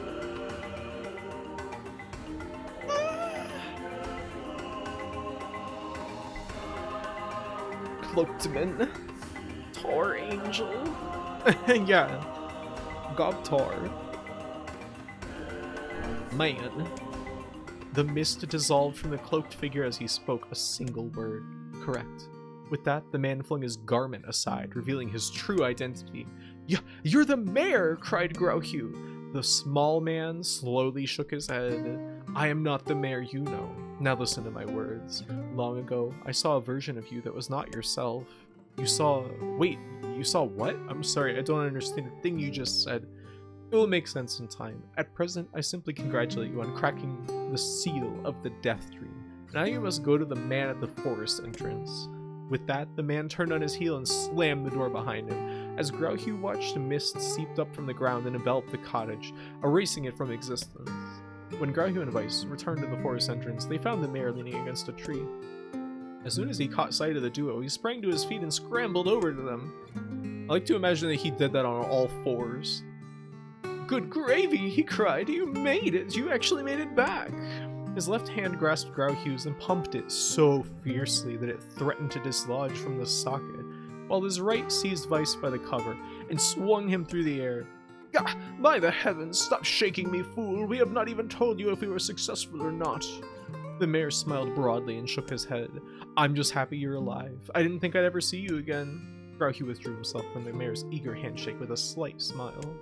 "We broke the Death Dream's seal," he said. "At least, I think we did."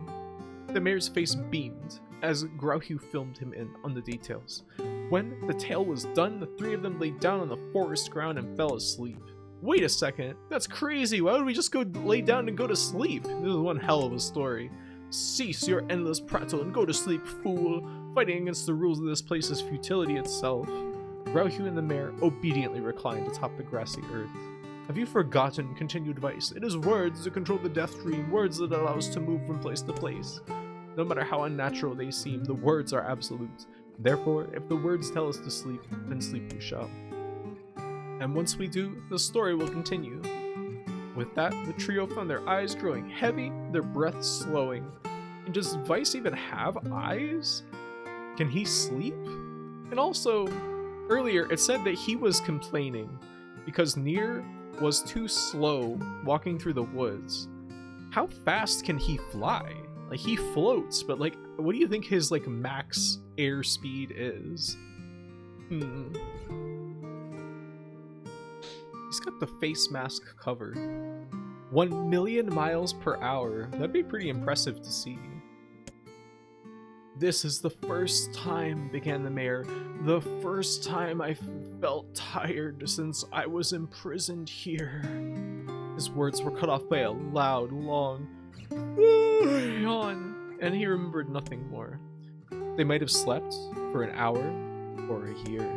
When they awoke, things had a slightly more real quality to them. The mist felt thicker, the leaves greener. It was clear that they had awakened from their dream. Grauhugh shook the mayor's shoulder gently. "Good news," he said. "We made it." "Oh wow," said the mayor in an awed voice. "We did. I'm back." He blinked once, twice, as though not quite believing the sight before him. "You two have no idea how much this means. The Death Dream had started to spread through our village, and I wanted to... Well, I thought I could figure out how to stop it, but I guess that wasn't the case. I must have caught the disease and become trapped in my own dream." The mayor started to stand, then collapsed back to the earth. He stared at his legs, as if trying to remember how they worked, and then glanced at Grauhugh and shrugged. Without a word, the fighter reached down and pulled the mayor to his feet. Real life may take some getting used to. A wry smile crossed the mayor's lips. "You shall relearn in short order, I'm sure," said Weiss. "For now you should return to your home and rest." "No," said the mayor, swaying on unsteady feet. "No, I can't. Some of the villagers are still trapped in the Death Dream. I have to save them." The mayor slowly made his way to the divine tree in the center of the village, then bowed his head and prayed silently.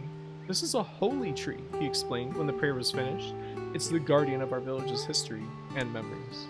Superstition will only make our mission harder," muttered Weiss. "We should not have put our faith in the gods." The mayor shook his head. "Not the gods, the words. Legend said that our tree is home to a powerful magic known as a sealed verse." Grauhugh and Weiss could not contain their surprise. It seemed that a goal had been found in the most unexpected of places. "I say," muttered Weiss, "this is certainly a stroke of luck." As the three of them said their goodbyes, Grauhugh mentioned the strange man who had given them the third riddle, and the mysterious words he had left them with. "I once saw a version of you that was not yourself," muttered the mayor. "What in the world?"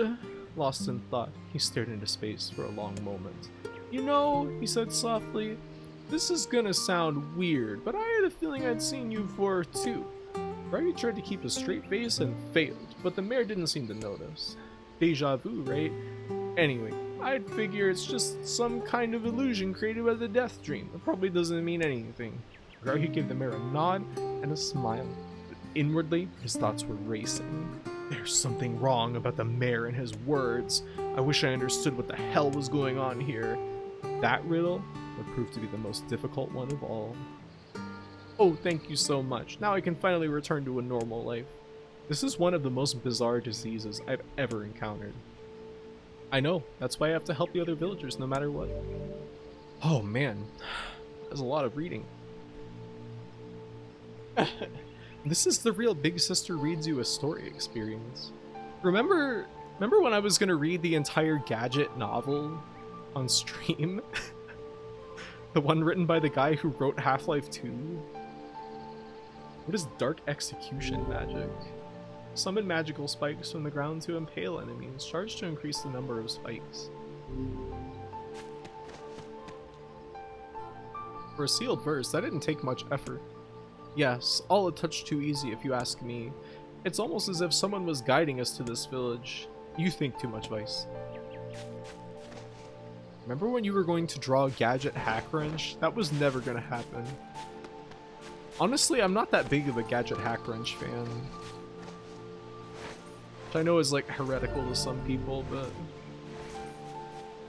One more story.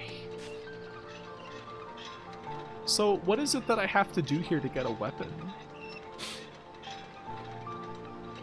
I think you want to talk to everyone else here before leaving. Okay.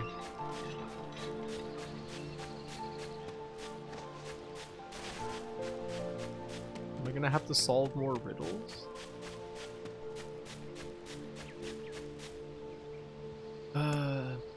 This must be another person infected by the death dream. It would appear that way, yes. Oh. Gods, please don't tell me we have to go back in there. I'm no good at this mind game crap. I'd rather hit something in the face and be done with it. Perhaps you should spend less time complaining and more time getting on with the mission. Yeah.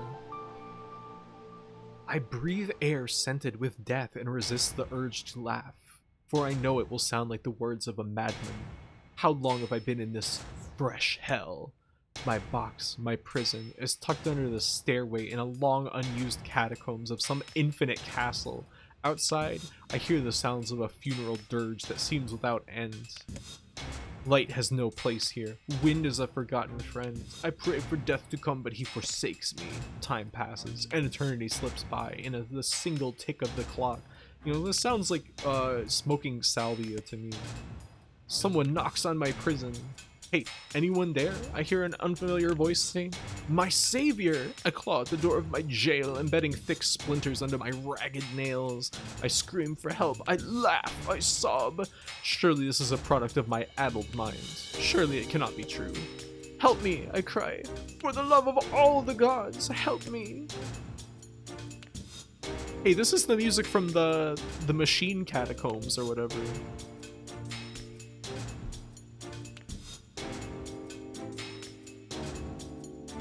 Impossibly, I hear the sound of a lock being torn out and falling to the floor.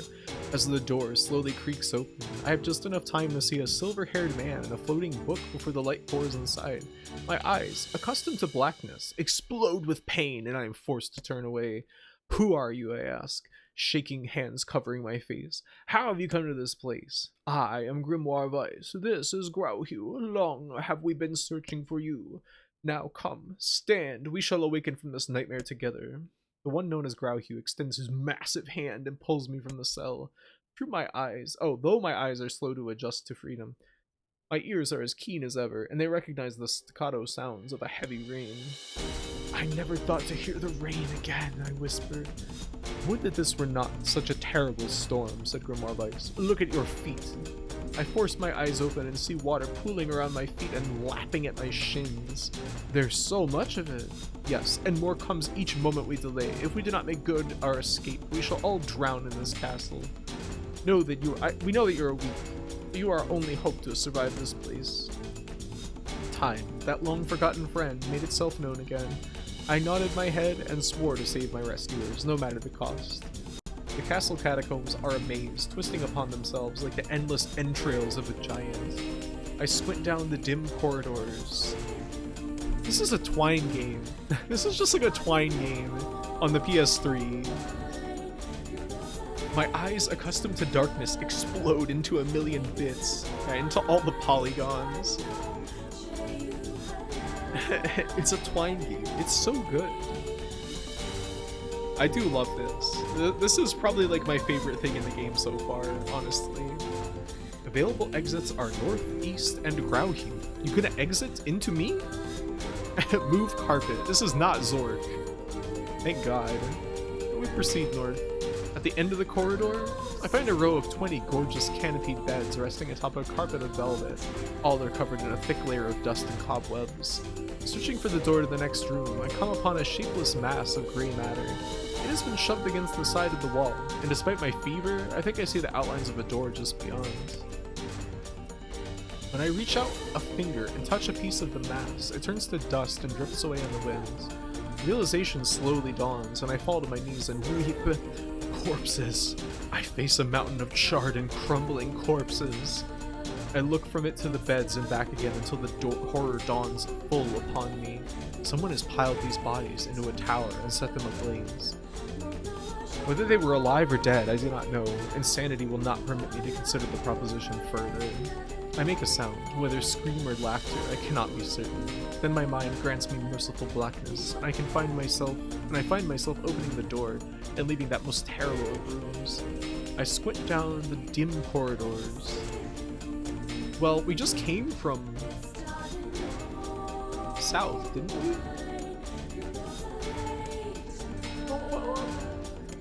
We'll go east. Oh, we're in a maze?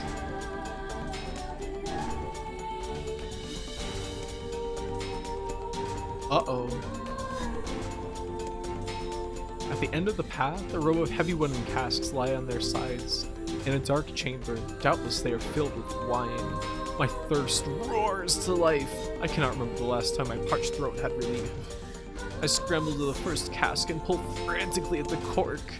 The theft of a few cups means nothing, I tell myself. The casks will be ruined by the flood regardless.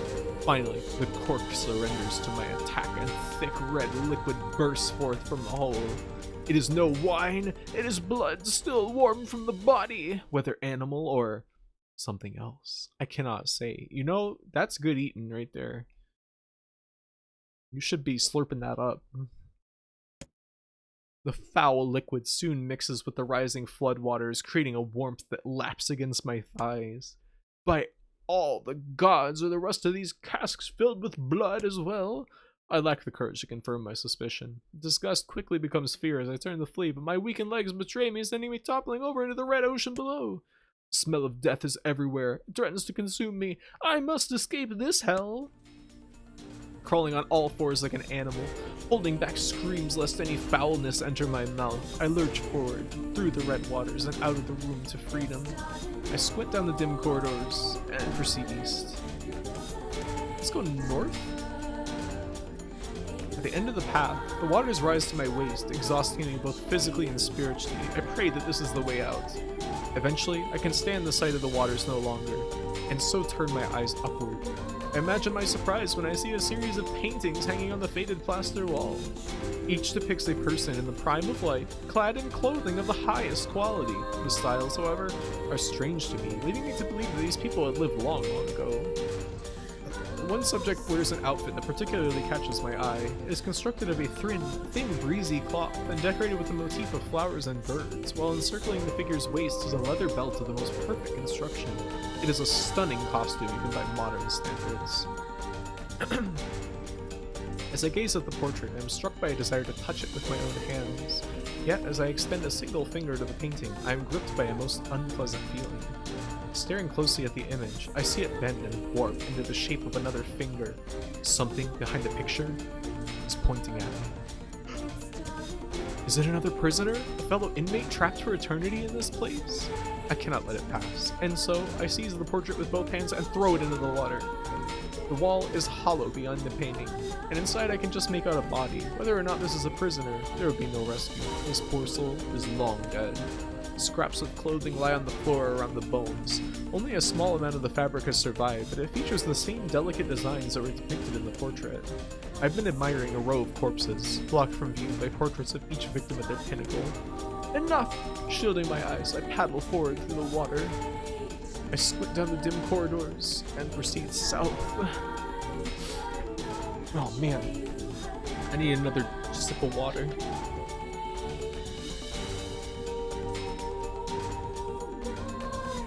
Okay, so we've been west and north, and we came from south. So let's go east.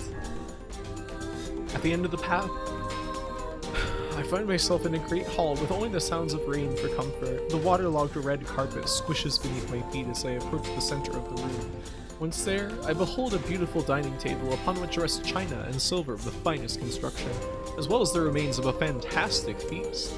As my eyes continue to adjust, I see many chairs surrounding the table, each holding a dinner guest.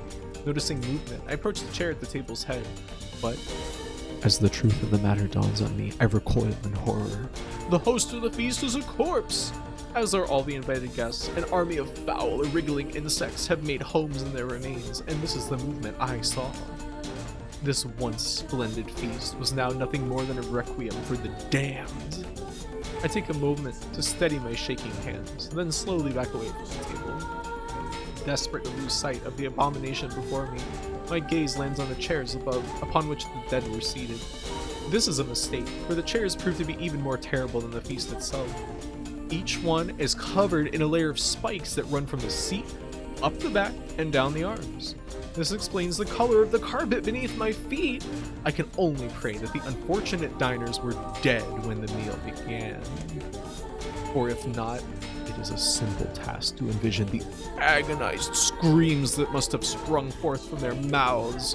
My mind grasps frantically at the possibility that these souls had committed some terrible crime for which this was punishment, though in truth, I suspect they had committed no crime at all. There would be no tomorrow for these unfortunates. This was their last supper. That's hard as hell. My god. Alright, well, we can only go north, really, from here. The water has risen to my chin, and now laps greedily in my mouth and nose. I like how they keep using the verb lap for the water just splashing against them. You dumb bastard! Shouts Grauhue. He surely desires to say more, but the rest of his insult is cut short by the rising water. Grimoire Vice, wet and tattered, floats on the water's surface. It is already too late for him. This wasn't how it was supposed to end. What? What? Greedily? Greedily? I don't get it. Why was it bad? I didn't realize you could get a game over. This is fantastic. I love this. Alright.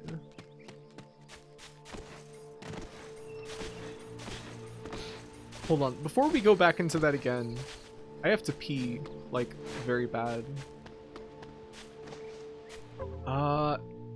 Give me just a second. I have never actually seen that game over before.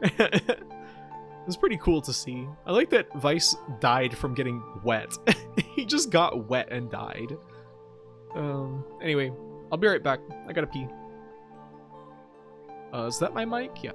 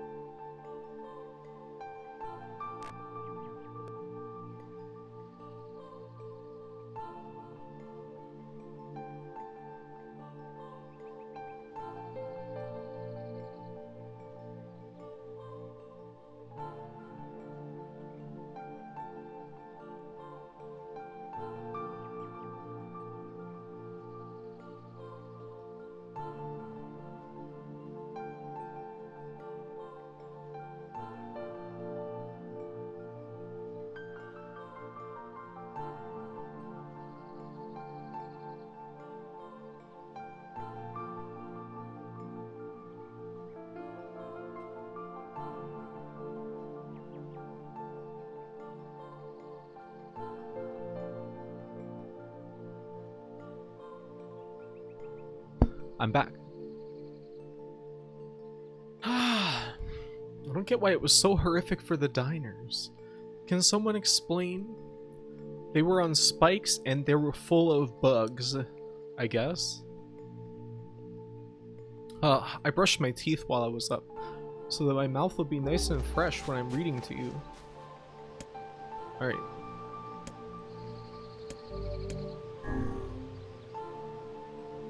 Alright, let's just rush through this. I think this might be my favorite part of the game so far. You know, I think that I had heard about this before, but like, forgot.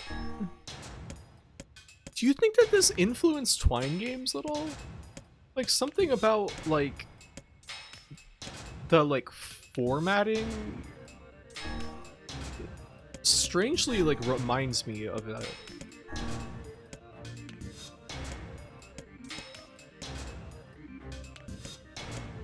That's it. He made it sound like it was the worst thing possible. He has that little imagination. I mean, it's a bunch of corpses, Augersley. Teeth brush treat. It's so delightful. I had no idea this section of the game existed when I played this. It was such an awesome surprise. I mean, it's like completely out of nowhere. Against all hope, we make it to the front door. Break it down, someone cries, and so I give myself to the effort. In tandem with Grauhue and Grimoire Vice, I slam my body against the thick, sturdy door. On the third try, it gives way, and we find ourselves sprawled in front of the castle. The storm is in retreat. The clouds above are still dark and foreboding, but to the west, I can see a thin shimmer of sunlight trying to break through. How can I thank you? I cry as tears join the rain on my cheeks. I would surely have died in there. Looking down, I suddenly notice that my dress is in tatters, and sheepishly try to cover my exposed skin. Your dress? Asks Vice. Then you are a woman, madam. A woodum? Yes, I am. I proffer the two a smile. I suppose that comes with something as a surprise, seeing as how I only exist in the form of words. I can see that the one known as Grauhue is disappointed that the torn dress will be given no further description. But he hides it well. With a nod and a shrug, the three of us set forth to our awakening. But behind us, an awakening of another kind is taking place. Black smoke fills the abandoned castle, providing the countless damned souls inside with their final shroud. After a moment, the castle's windows shadow with a mighty roar. A fresh breeze blows through the hallways and corridors, clearing the smoke away for good. As we watch in awe, uncountable black shadows slowly flicker to life, crossing to and fro in front of the broken windows. The castle's death have awakened to their new life as shades. You have anything to say about that? Hopefully, there will be no labyrinth next time. I hear you. Wait. Why does she have a different clothes now? She was like wearing a cloak before. Woodum. Sounds like a Pokemon's name.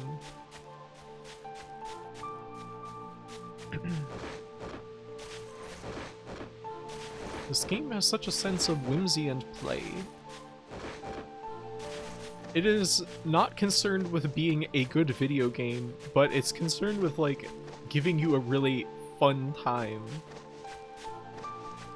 Look at that grass.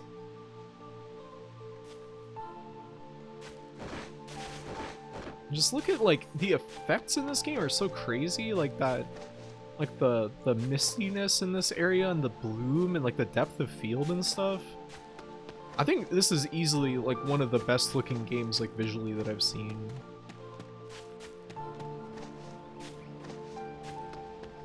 Our hero, Grasshue. That's me. Grass fight. Right, last one. And another victim. This work certainly is trying. I'm surprised, Vice. You're a book. All this word stuff should be right up your alley. Yes, quite. Well, enough chatter. Let's be off. A colony of massive sculptures was visible in the distance, their tall forms scraping against the sky.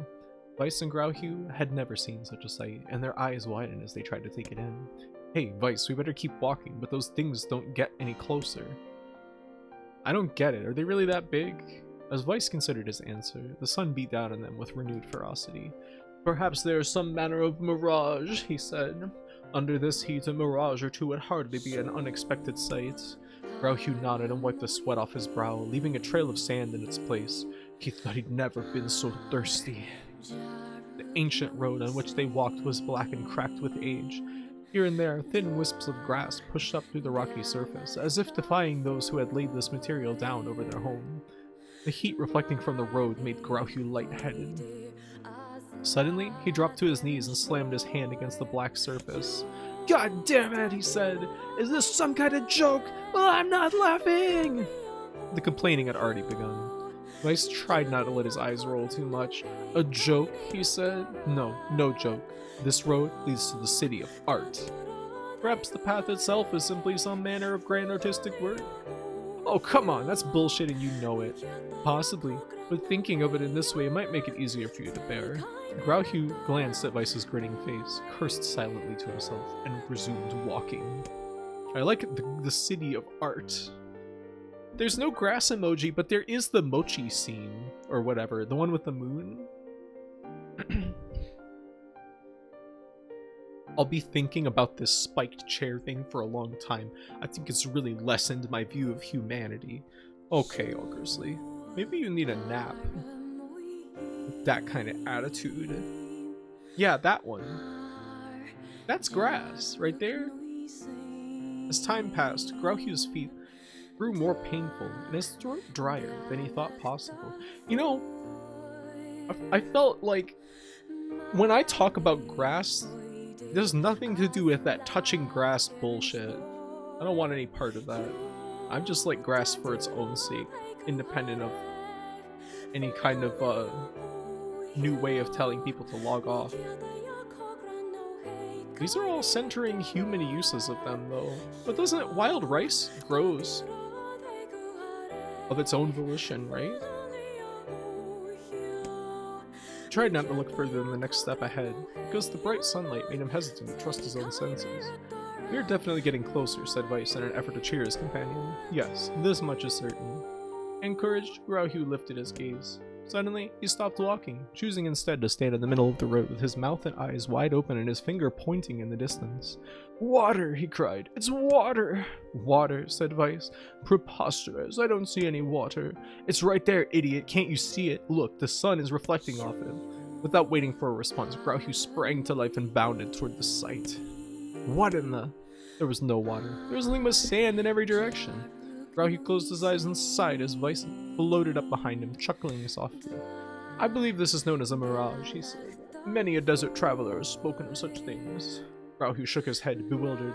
Suddenly he pointed off in the distance, his eyes wide once more. "Wait, there it is! I just missed it! Look, it's right there!" Grauhugh sprinted off again, leaving Weiss with no choice but to follow. After a few minutes of running, Grauhugh came to a halt. "I could have sworn it was right around here." Confused, he put his hands up to his eyes and rubbed them vigorously. As soon as he stopped, he noticed a blue, shimmering pool of clear water just over the next rise. With a shout, he bounded off in search of it. The chase continued for nearly an hour until an exasperated Weiss finally floated up to Grauhugh and struck him in the face with his cover. "You damned blithering idiot! Stop this at once! There is no water here!" Grauhugh's face clouded. There isn't? "There is not, and perhaps next time you will listen to me when I tell you as much." Weiss paused for a moment, then continued speaking in a slightly kinder tone. "However, I suppose this mad chase was not altogether wasted. It seems we have arrived in the city of art." Grauhugh looked up. Stretched out before it was a row of impossibly tall sculptures. Their journey was at an end. "They're huge!" cried Grauhugh, completely forgetting the heat and pain of the past few hours. I've never seen anything so big." Each sculpture was formed from roughly the same shape, a tall rectangle that stretched up towards the sky. But that is where the similarities ended. Most were covered with panes of glass that reflected the light in 1,000 directions, while others seemed to be nothing but frames of steel.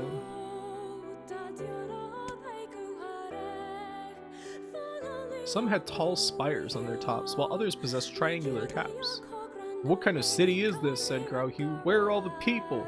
Where are the houses?" Perhaps this land is intended exclusively for artistic use. The debate continued as they made their way through the city. Miracles of artistry were everywhere. Great iron crates with wheels sat silent on steel rails. Beautifully carved works with lights of red, amber, and green dangled over every street. As they moved away from the massive sculptures, they found a great array of smaller ones. Some were covered in glass or brick, but many were composed of materials they had never before encountered. The sheer variety of colors and styles was staggering. Unable to find a theme or purpose to the abstract works around them, Grauhue and Weiss eventually fell silent. On the outskirts of the city, they discovered 3 sculptures in the shape of humans. Grauhue uttered a sigh of relief as he approached them. Finally, I was getting tired of modern art. 3 statues were indistinguishable except for a single word chiseled into their right arms. One read Alpha, one read Beta, and the final one read Gamma. As Grauhue moved to touch the nearest statue, a bird flew from the top of one of the sculptures. Alighting on the statue's shoulder, it emitted a brief, beautiful song that took the form of words. Only one form is real, the others are false. The real form will always speak the truth. The false ones will only speak lies. With that, the bird departed. As if on cue, the 3 statues shuddered to life, acquiring color and form as they began to breathe. Hey, look at that, said Grauhue. They're alive. The triplets bowed low before Grauhue. Please, said Alpha, you have to get me out of this nightmare. I am real. Stop lying, said Beta. He turned to Grauhue and threw his hands in the air. Alpha's a fake, you know. I'm the real one. What a load of crap, said Gamma. Beta is a fake. Everyone knows I'm the only real hedgehog around here. Their respective pleas given, the 3 statues returned to their frozen states, as silence once again enveloped the city. You know, I never knew how to solve this little riddle. I want to grow rice. You have a terraced farming system?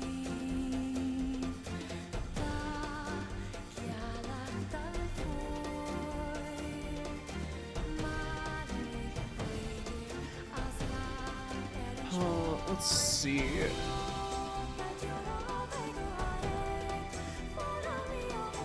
Alright, so Alpha is saying that Alpha is real. Beta is only saying that Alpha is fake, which means that according to Beta, Gamma would be real, and according to Gamma, Beta is fake, which means that he's not denying the realness of Alpha. So, if Alpha is saying that he's real, and Gamma is saying that Alpha is real, that means that those 2 things are contradictory because one of them is going to be a liar. If one of them is telling truth, then the other one is a liar. So that means that they contradict each other. Because if Gamma is implying that Alpha is real, and that's true, then that means that Alpha is a liar, and Alpha is saying that he's real, which is contradictory, right? So that means that Beta is telling the truth. Yeah? Or they could both be liars, I guess. Or one of them could be a liar, but they could still be saying that they're... Wait. If they're a liar, then that means that they're not telling the truth about being real, though. Okay, so Beta is the real one. Yeah. When you consider all of the statements, only one of them could be the real thing, said Weiss. Grauhue furrowed his eyebrows and considered his answer. Only one form is real, the others are false. The real form will always speak the truth. The false ones will only speak lies. Yeah, Beta. The real one's Beta. Though Grauhue's voice betrayed a notable lack of confidence, he was relieved to see Weiss nodding at him. If Alpha were telling the truth, began Weiss in the dry tones of a lecturer, Beta and Gamma would be fakes. But in that case, Gamma's claim that Beta is a fake would be truth, even though Gamma is a liar. Therefore, that theory crumbles. Now let us presume that Gamma spoke the truth. That makes Alpha and Beta liars. In this situation, however, Beta is calling Alpha a liar, which would leave us with 2 statues telling the truth. Finally, let us assume that Beta is telling the truth. If so, Alpha and Gamma's lies would make sense. Therefore, Beta must be real. Ugh. As Weiss finished his explanation, Alpha and Gamma crumbled soundlessly into dust, while Beta sprang to life once more. Congratulations, villager, said Weiss in a cheerful voice. The time to awaken has arrived. Thank you for saving me, cried the villager. He dropped to his knees and bowed his head as low as it could go. for an uncomfortable Grouchy pulled him to his feet. Why did you have a dream like this? Asked Vice. Have you been to this city before? The villager slowly looked around the bizarre objects and sculptures that dotted the landscape, then shook his head. I don't think so. I mean, it's impossible, right? There's no way I could have ever been to a place like this. But at the same time, I feel like I've seen it before. Deja vu, muttered Grouchy. It's just like that damn mare. Hold on. Oh man. The vague sense of unease that struck Grouchy during the mare's dream spread once more through his mind. Okay, that was terrible. I am positive I've seen that place before. Stop! I get enough foreboding crap from everyone else in my life. Don't you start too. Okay, there. Now all the villagers can wake up, right? Yes, if the mayor's assumption was correct. I think I've had enough wordplay to last a lifetime. Thank you very much. Yeah, I hear you. Well, let's go see the mayor. So, were these optional? If I just left, like, that would have progressed the game?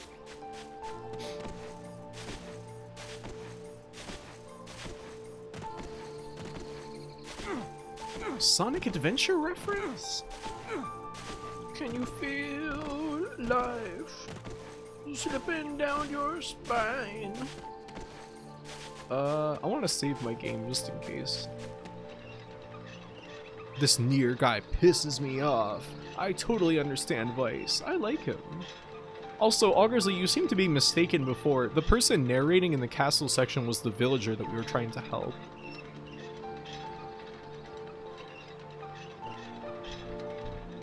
The thing you get from this is really annoying to obtain later because the shop exists for like 5 minutes. Like real time? 5 minutes? Hello. Oh, thank you. Thank you so much. Here, I have something for you. Obtain the one-handed sword Faith. Holy crap, I can really have this? Of course. Apparently it's a weapon of some renown, but we have little use for it. Well, we appreciate it. Thank you again for everything. I simply cannot bear another of these infernal conversations. Let us save it for another time. Yeah, talk. Ah, hello again. You know, I've been trying to figure out a way to thank you for saving me, and I think I've got it. We're going to put up a statue of you. It will be 10 feet high and made of pure gold. Yeah, it's like Homer in his little fantasy. Hey, Cure. Graphite 29 Pat. Thank you for 12 months. Thank you, thank you. How are you doing today?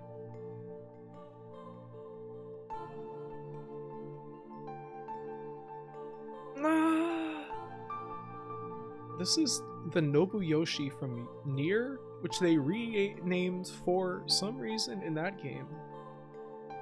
What? Nobuyoshi?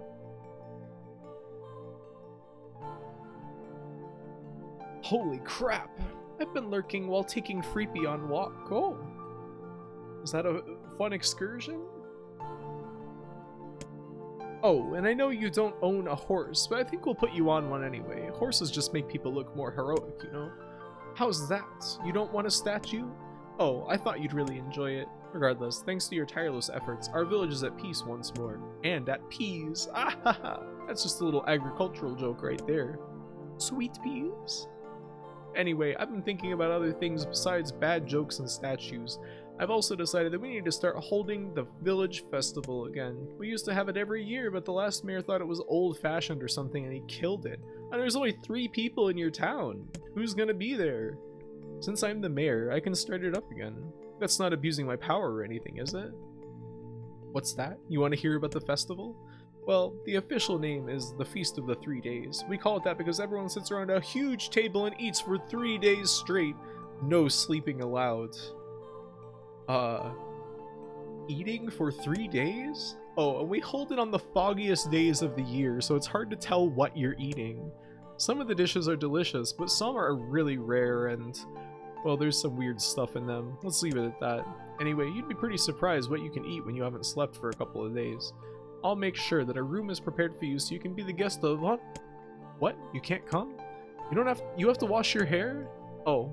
Alright, well, I guess that's understandable, what with the adventuring and all. Truthfully, I think this town needs more group bonding activities like that. It'll help us get to know each other and also promote unity in times of crisis and so forth. Vice coughed loudly. How much longer must we bear the insufferable flapping of this fool's gums? He whispered to Grauhue. Ah, let him talk. He just woke up. The guy probably has a lot on his mind. Weiss sighed. This must be what Popula meant by bright and talkative.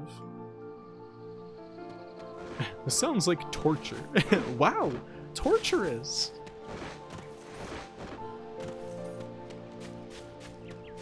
He's such a well-behaved bunny boy. Oh, Drakengard. I see.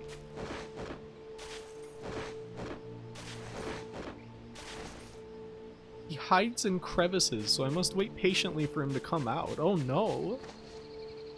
You can't really, like, force a rabbit to do much, can you? Is our new weapon any good? It's probably crap, right? Yeah, it's worse. What does it look like, though? It's just a katana!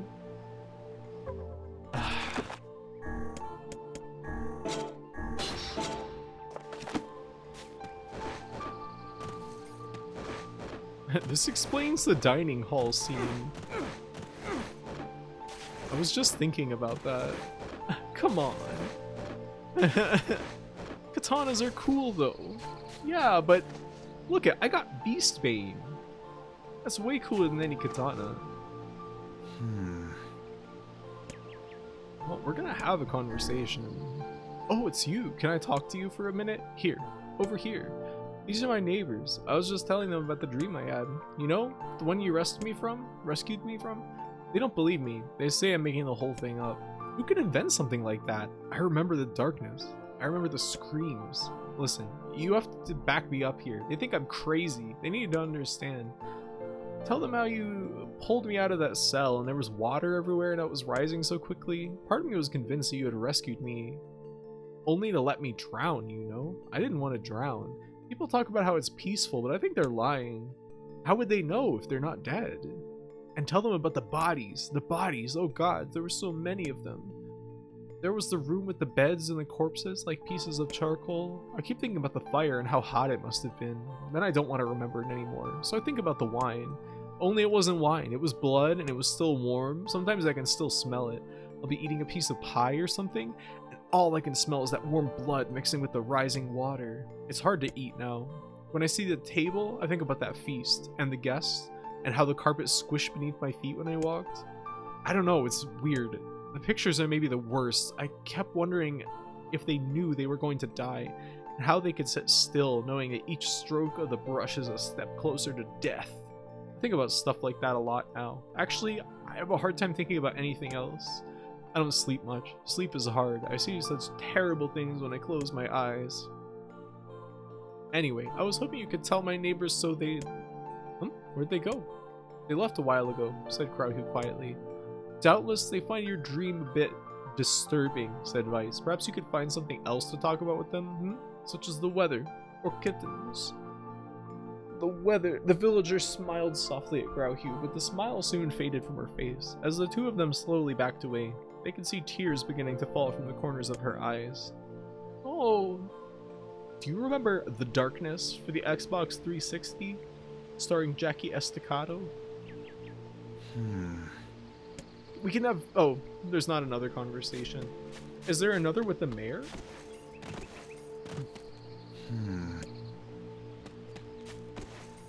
So, we cured the death... What is it? The death dream or whatever? We fixed that, but they still go into NVL text mode every time we have a conversation with them. Is this just like a trait of this village?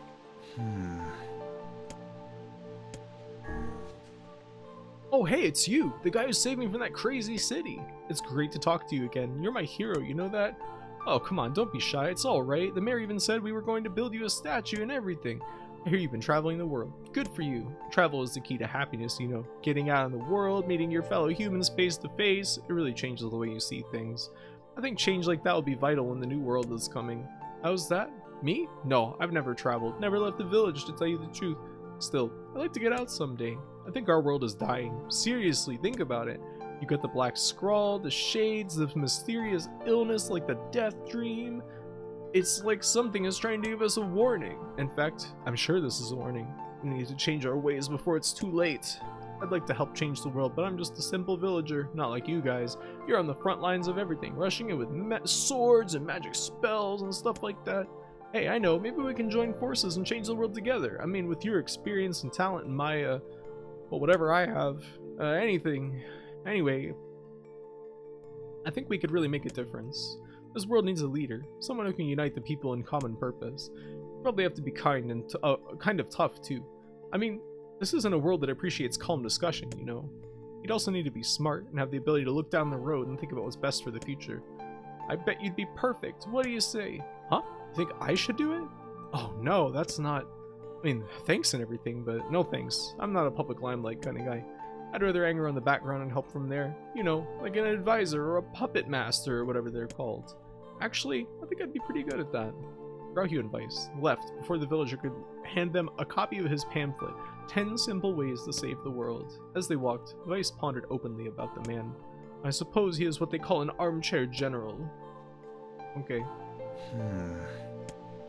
Well, that was fun. This is great. Pizza knife. This entire world is probably a dream, and this village is where you come the closest to waking up. Well, what, Esther? I don't really know, like, what is actually going on in the, like... I don't know. I don't want to know. We'll find out eventually, I'm sure. Or at least have some kind of clues. Now what? That was fun. That's definitely the best part of the game so far. I'm kind of tired from talking. That was rad. My throat. I kind of forgot that Kaine was just sitting outside this whole time. So how was the village? Oh, it was truly magnificent. There are no words, really. Huh, neat. Let's go back to Popola. You probably want to know what's going on in there.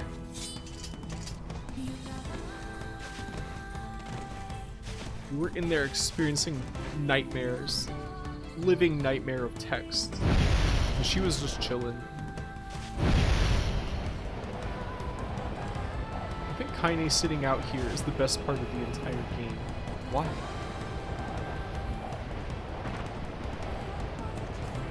Hey, you know, can we get any more stuff from the boys over here? Whoa. Some of the game didn't want me to do that.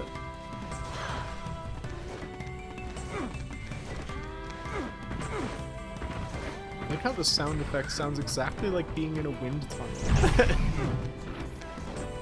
I wonder if they recorded it. There. Like, how do you even get stuff to upgrade your weapons? Like, what do you have to get, like titanium? The herb scaffolds. Hey, there actually are a lot of herbs on here. You got one lucky titanium at one point.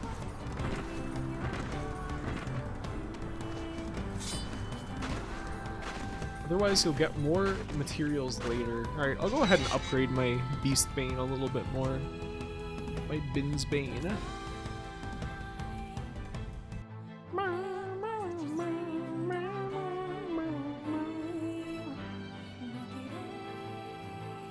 Bin's Bane. Hey, I know this. This one again?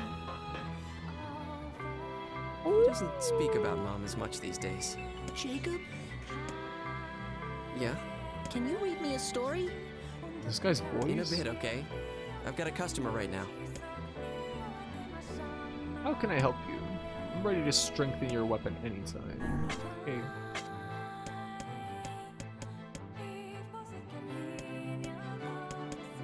What? Iron ore and complex machine.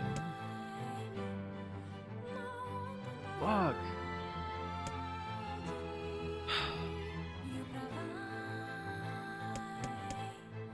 I mean, Beastbane is so strong. Only Faith could usurp it, and that needs, silver ore? Where do you even get these ores? Titanium alloy.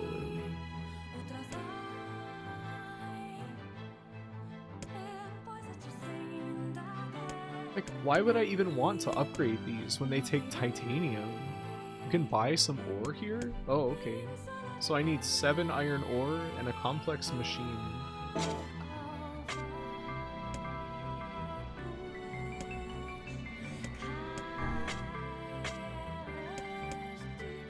There's no complex machines. What did I need to upgrade that other sword? Faith? I think that's like the next strongest weapon that we have.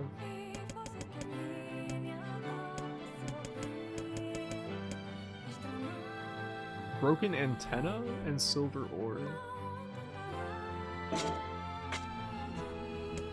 Broken antenna.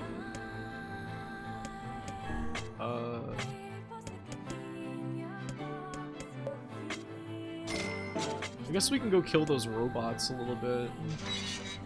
Complex machine drops from big shades.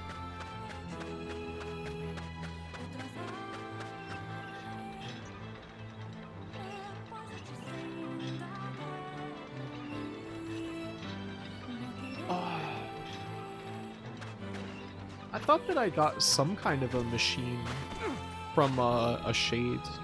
Doesn't the game tell you somewhere? I don't know. Does it?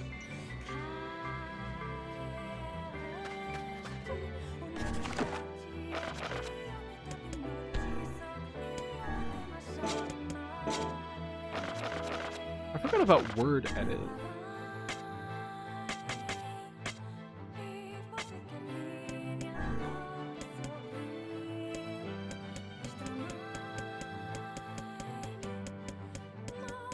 I don't like this system at all.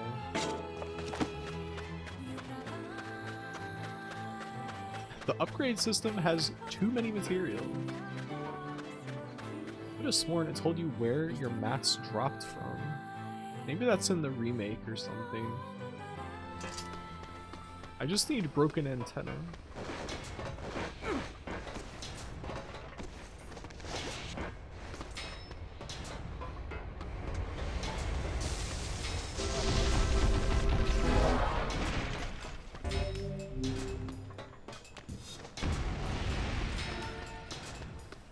Dented metalboard.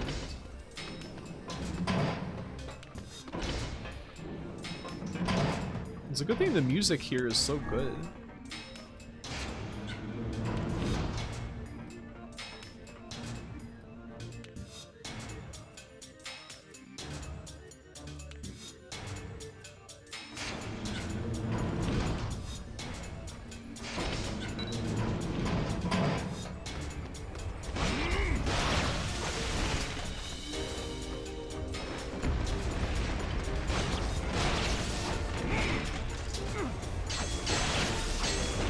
There's a broken antenna.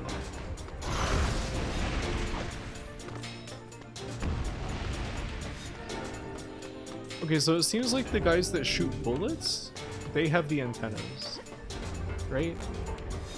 Whoa.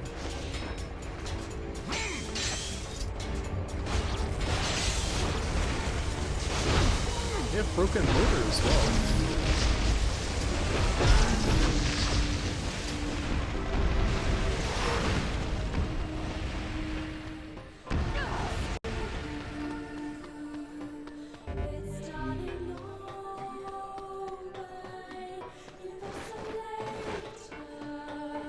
I've been thinking about this music a lot. Oh, yeah, that's right.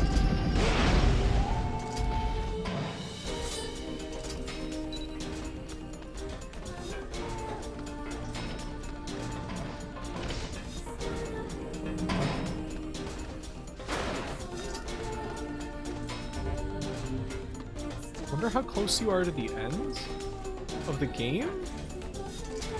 Probably quite far. You know, Rhea said I was not far from the end of Shadow Tower Abyss. Miles away.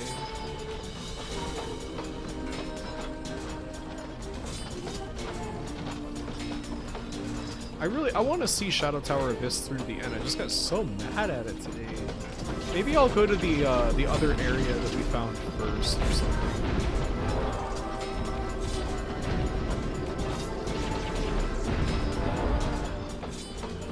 Even the first loop? I don't know.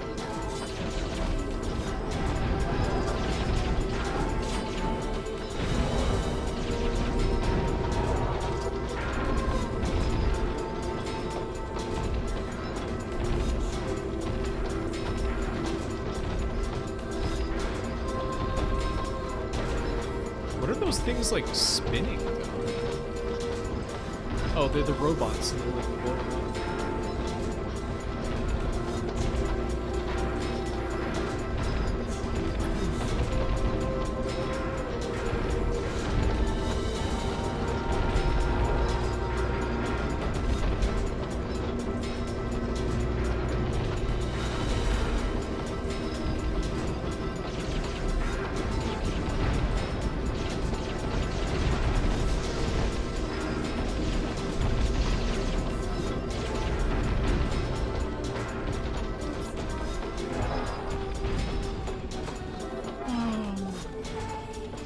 Have all the cancelled stream games face each other in losers brackets for a chance to get finished? That's kind of a fun idea. Wow, there is no way I would finish this. Well, good thing you're not the one playing it. I like it. I think it's great. I like this a lot more than NieR Automata, personally. That is so true. Wait. Oh, I thought the Kaine was like a random NPC or something.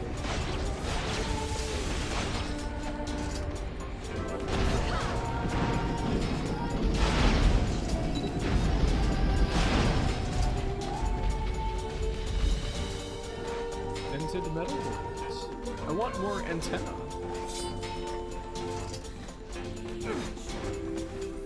Uh-oh. Can I actually make it over there? What? The perfect video game. It's quite good. I really like just visually, I think that like the combat is pretty boring.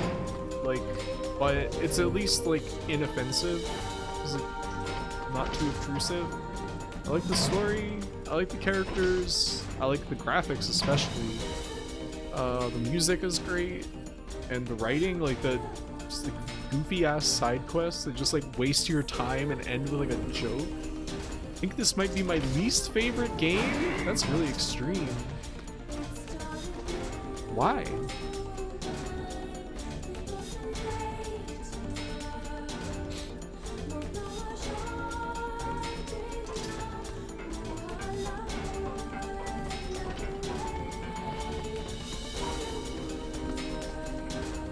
Because of the chair. Yeah, he really got his feathers ruffled by that.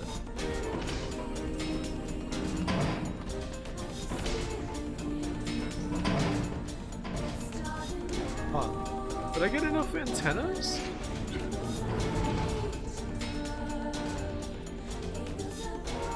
Why do they need antennas to upgrade a sword anyway?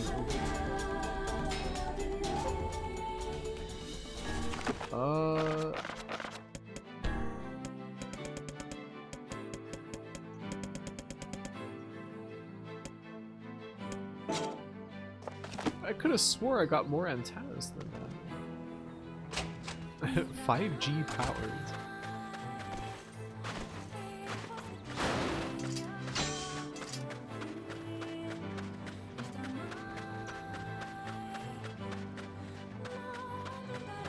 Sword to watch TV on. TV. Jacob, I'm hungry. Ugh.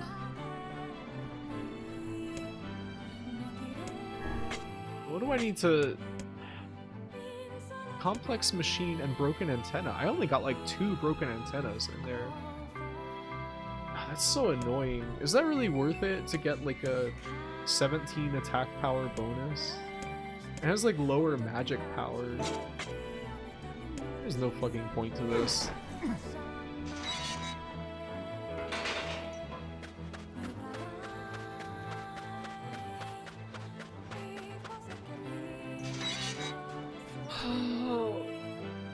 tired. All that talking to read all that stuff made me so tired. My throat feels kind of like raw. I already talked so much yesterday too. I think the guy on the way to the port might drop complexes, but I did not worry that much about leveling weapons outside of the ones I was using a lot. Yeah, I feel like I should try and level Beastbane.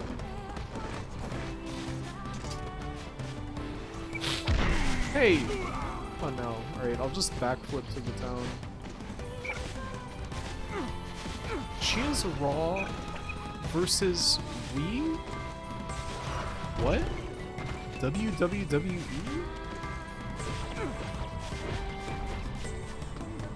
Should level the cool katana and use it, but Beastbane is cooler.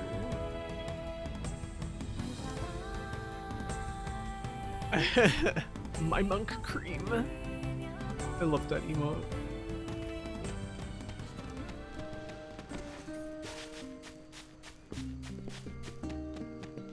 I wonder if Yona has anything to say. Any letter in the mailbox? No.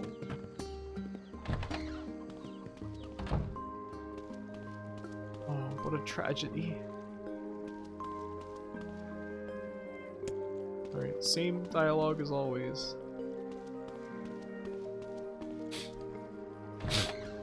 When did this game come out? 2011?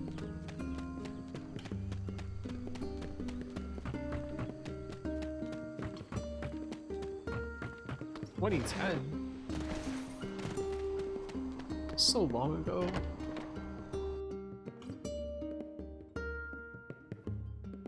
It's crazy how this feels like it's from a different planet than like any recent game.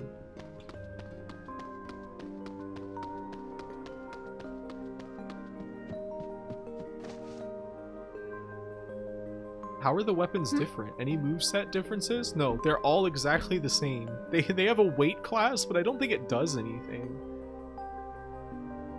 I know you're gonna hate that. The death dream is such a strange illness. I'm so happy you saved those people. Yeah, dealing with all those words was a pain in the ass. Even I, with my natural love for words, have no desire to visit that place ever again. You guys did well. Okay. Say. That's it. Ah, Grauhue. Huh? I almost forgot. Yona was looking for you. Oh? She said she needed something from you. Time to go play daddy for a bit, huh? Yeah, I guess so. Thanks, Popola. Huh.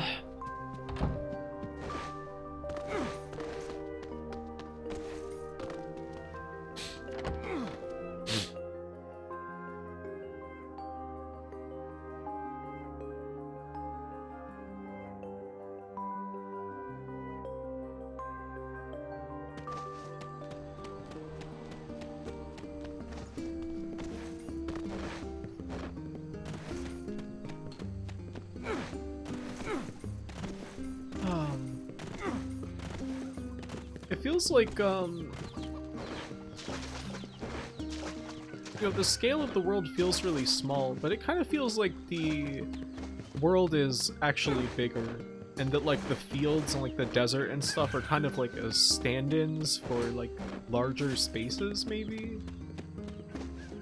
Like, it's for our convenience that they're not bigger, and, like, for the convenience of the game engine, too, probably.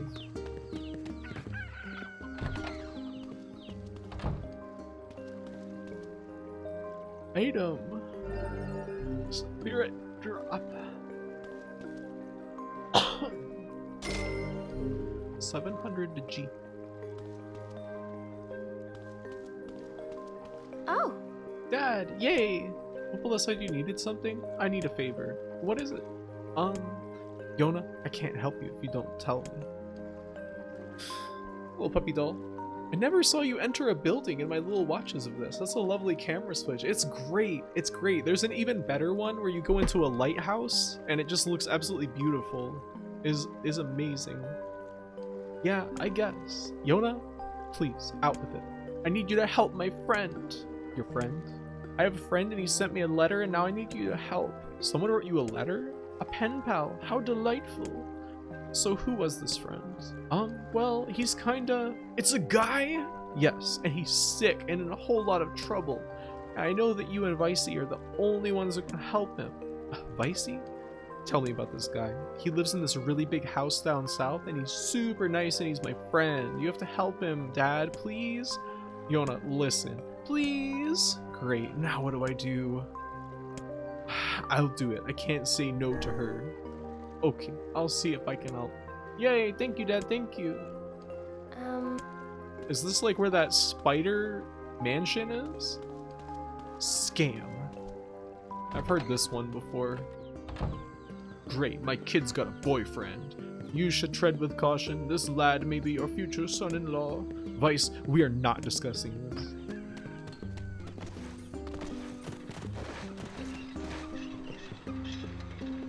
Wait, I totally did this. You played this game for this long? I remember this. Where are we going? Whoops.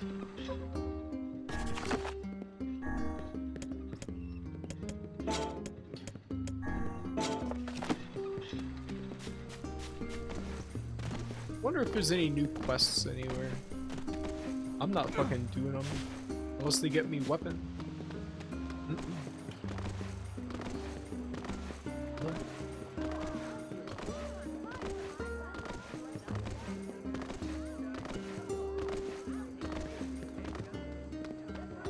Hello. I just discovered a video game called Blocus Club with Bumpy Trot. Is that Steambot Chronicles in English? Welcome, we've got a wonderful line of weapons to choose from. No, there's nothing new though.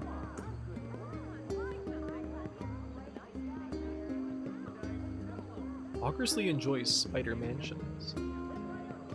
I will say, I think taking this on will lock you up for a while. Really? I think that maybe I do want to like call it a day here then, cause I don't know. I've been at it for like 4 hours, and my voice is like pretty worn out, I guess.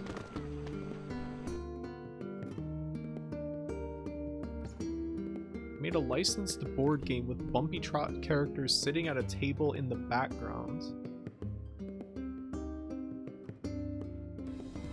So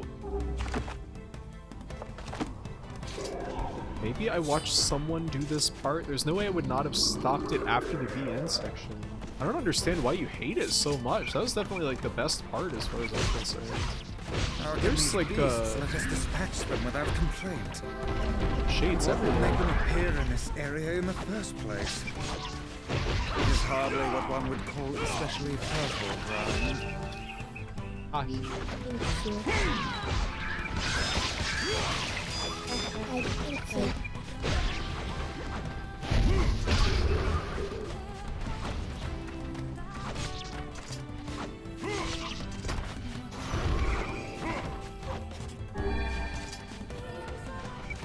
pain obtained. Holy. Hey, they're giving us like good words now. Like decent at least.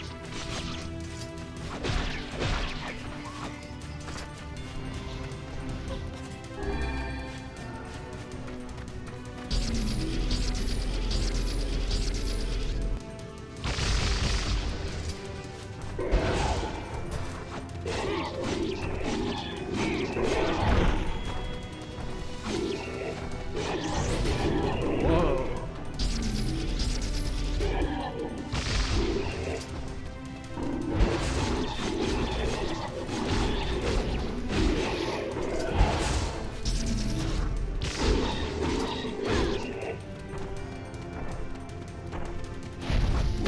Oops.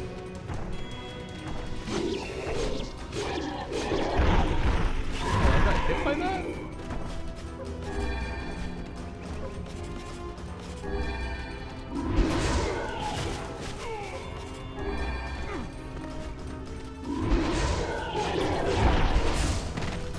Wow.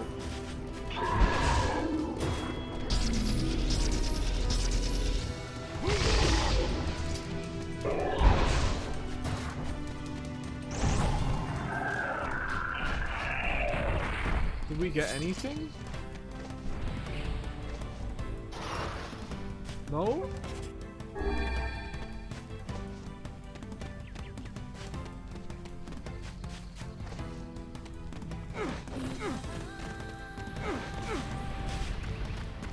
What a shame.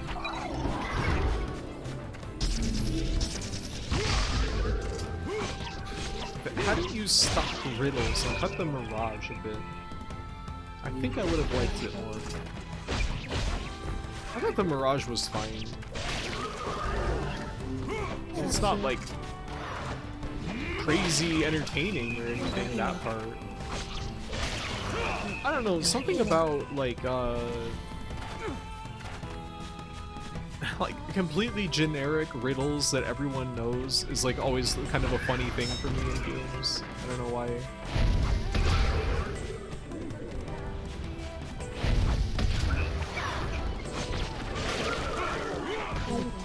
Why are these guys dropping used coloring books? Like, we got from the castle, like, the end section.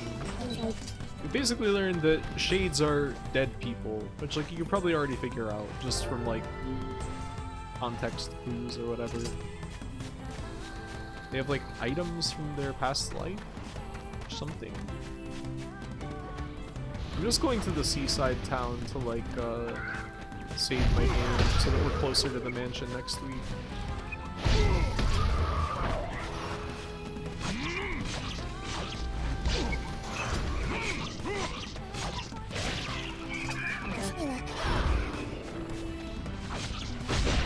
Oh good, the Dark Lance targeting tutorial. Yeah, just like randomly, out of absolutely nowhere. When I've already been using Dark Lance for like 10 hours of the game. The way that the game is doling out tutorials is extremely funny.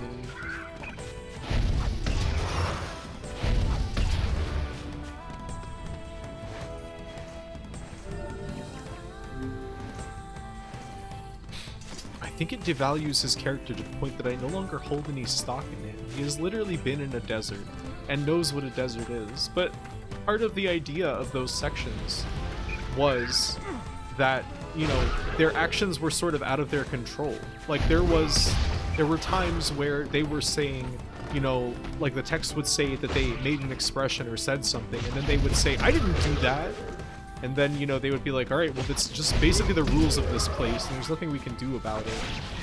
So, I mean, he was just part of the story. It doesn't mean that he necessarily actually succumbed to, like, a mirage. It was just part of that story, of that dream. Like, those were dreams also. Like, do you feel stupid for falling for something that is obviously, like, wrong in a dream? I don't know. Yeah. I don't believe you. What's new? Tackle? No. Yes! Redra's pissed.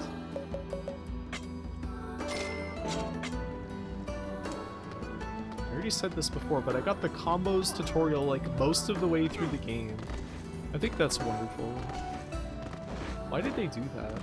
Oh hey look, the postmaster has a quest? But it's the first request I've made in ages! How dare you deny it! The dream was an evil entity manipulating them, yeah. Next you're gonna tell me that Steven isn't rolling simple sausages. No way. You can't leave. Who's going to tend the lighthouse? How much longer will you force me to toil here? I must go see him. I need to board a ship as soon as possible. No way, lady. It's back to work for you. Now get going. Seems like elder abuse. No way, lady. It's back to work for you. Hey.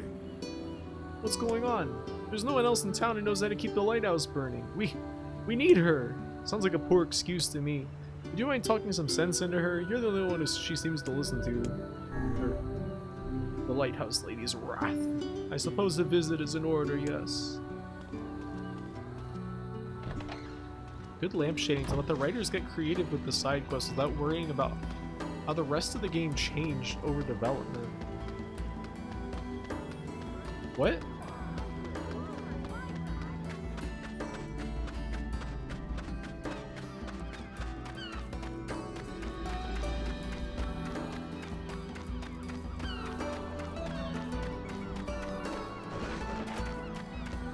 I wonder if Puppy Doll is here to see the wonderful lighthouse interior. Like what Augursly mentioned about the desert?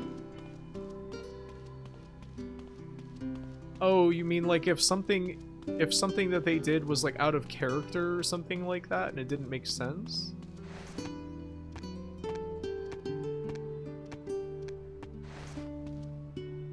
It's so cool up here. I love, this is my favorite area in the entire game. This lighthouse. How can there be one person who knows how to operate the lighthouse? And why can't she just teach someone else? Lady.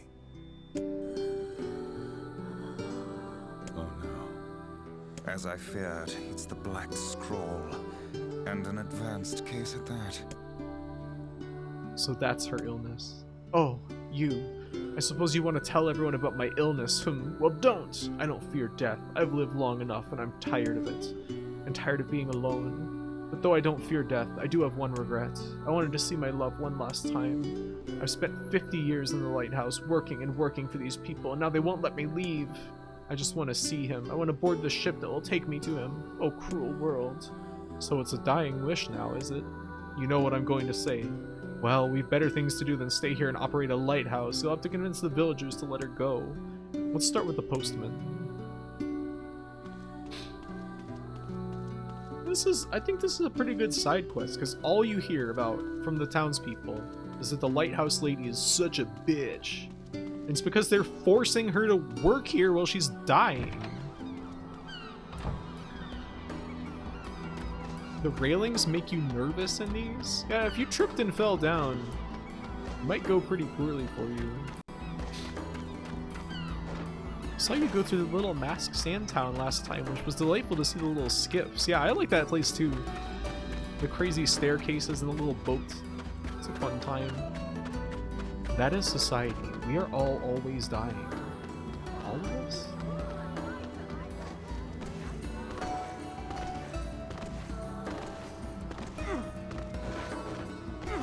That old lady in the lighthouse is a real pain. Yeah, she's doing forced labor at, like, retirement age. Hey. You need to reconsider the old woman's request. I do? I mean, look, it's just not possible. We can't afford to lose her. Death stalks this woman, postman. Would you truly deny her final request? Wait, she's dying? Yeah, and there isn't much time left. You need to let her go. Even so, I can't. I'm sorry, but it's impossible. Are you kidding me? I have things to attend to. Come back tomorrow, please.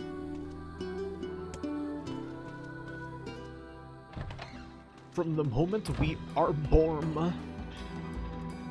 Methinks the postman is hiding a secret of his own. I suggest we go back. I feel a feeling we might discover something. In the post office basement. I can't believe she's going to die. I suppose there's no need for this now. The Sand Town reminds me of Vampire's Empire. I guess I can see that. The stairs of hell. We need her to live forever. Ahem. Hey! What are you doing there? And just what are you doing? It's so weird how the voice acting just comes and goes at random. Work. Just some work. I thought postmen delivered letters, not wrote them. I don't see how that's any of your business. Well then, allow me to ask about something that is very much our business. Why are the old lady's letters, and only her letters, postmarked from this very office? Well, because, the other deliveries bore postmarks from locales far and wide. You got a point, Vice. The woman was not receiving letters from her lover in some far-flung lands. They were penned by the hand of someone in this very town. Well, crap. Go to the back room. There's something you should see.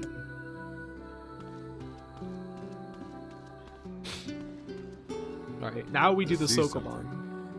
Clear these packages out of the way. These Could are have put it in a more packages? convenient spot. It must be something he wanted to keep hidden at all costs.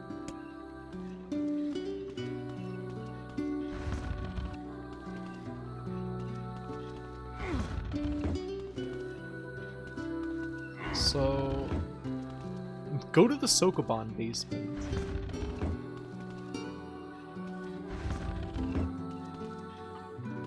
Wow, that was a pretty clean solution right there, Rauhu. That's gotta be like the most efficient way you can possibly solve that. I love this. This place back here, the bathroom over there. Looks like there's like a little, like an incense burner or something in the bathroom. Stone tub.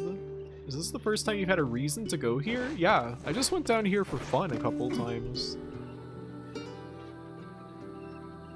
Trophy unlocked. Perfect solution, Rauhu. Wow. There. Letters. Been rewarded. Yes, and a rather sizable bundle. Bundle. Obtained postman's parcel.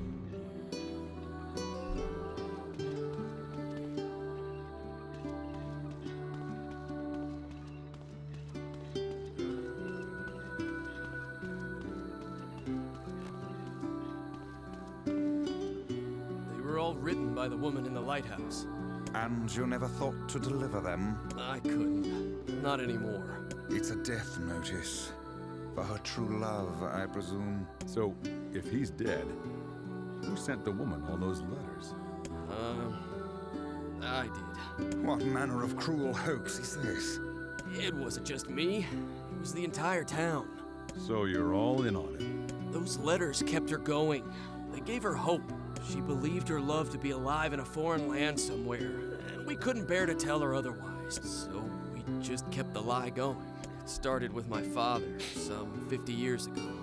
50 years? Not only have they been lying to her for 50 years, they're also forcing her to work? No, not her.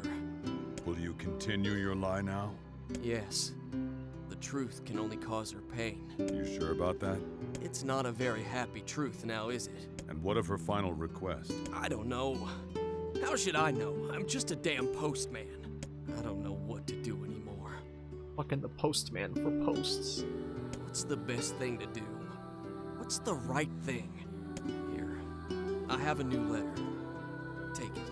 It says that her love is coming, but that the journey will be long.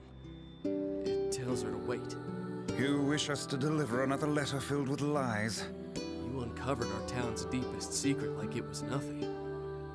I don't think that's an accident. Look, I've told you what I think. Deliver the letter or go tell her the truth. It's up to you. You said the death notice sitting on that table for 50 years. Yeah, just out in plain sight. Would she want to know or not? Such questions are best left for philosophers. You can hardly be expected to know the mind of another. It's hard to believe that the entire town is lying to her. I wager their intentions were good. Elsewise, they would not have carried on with the ruse for 50 years. It also explains why they tasked her with keeping the lighthouse running, so news of her love's demise would not reach her. That doesn't sound like good intentions to me.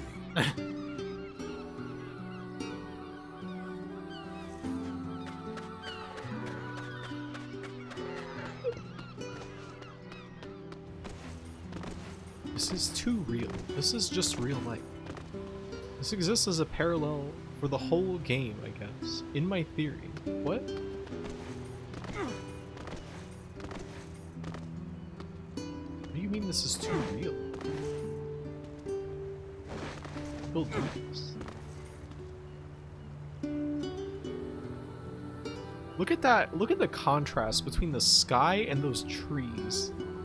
Just like pure blinding white, and then the trees just look normal. The dialogue should start going blub blub blub if you hit water. That would be fun. She's gonna fall over dead when she hears this. Dead, dead, dead, dead, dead.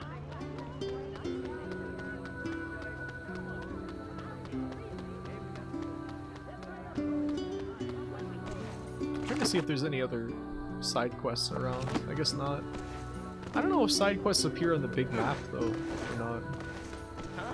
The lighthouse lady?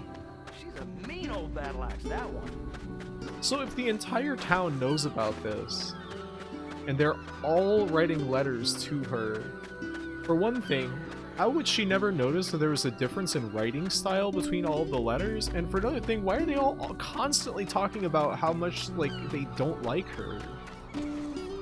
Oh, look, this person also has a side quest. Hey, you gotta help me out here. You just gotta. I'm having serious girl trouble. See, there's this girl that I'm pretty wild for, so I asked her out. But she won't even consider it unless I take her to a really nice restaurant. That seems rather selfish of her. No, it's not like that. She's just a girl who appreciates the finer things in life. First class all the way, right? You know the type. Oh, I know the type. What? Hey! I tell you, there isn't another girl out there as high class as mine.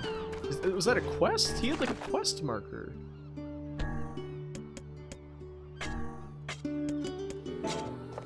What? Why? Why'd that guy have a quest marker?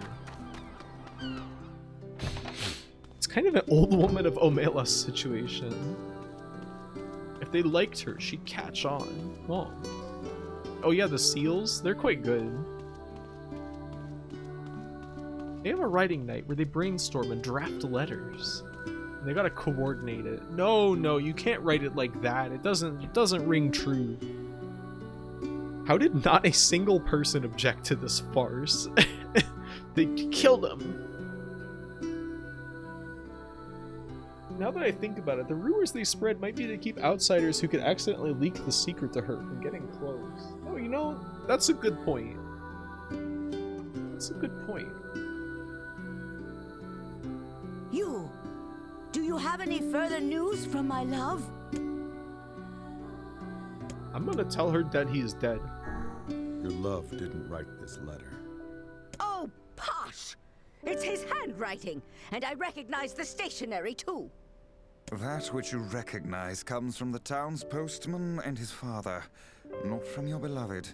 Are you saying those two idiots wrote all these letters? But why? Your lover perished long years ago, and they had not the heart to tell you. Thus the charade. You know, I feel like Grimoire Vice would say charade and not charade. What do you guys think? Sound off in the comments. Sorry. You don't have to apologize. To tell you the truth, part of me had suspected something like this. But it's hard to hear a secret thought finally spoken aloud. I think I should be alone for a while.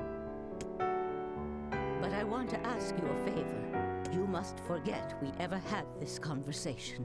The entire town has worked on this story, and they did so to make me happy. Would that make you happy? I don't want their hard work to go to waste. So I will carry on as if I am none the wiser. As you wish. Please, tell the postman. Thank you. We will. Why did she pay us? Thank you for telling me that my lover is dead. Here's $1,000. Why the fuck he pronounced it charade? Thus the charade.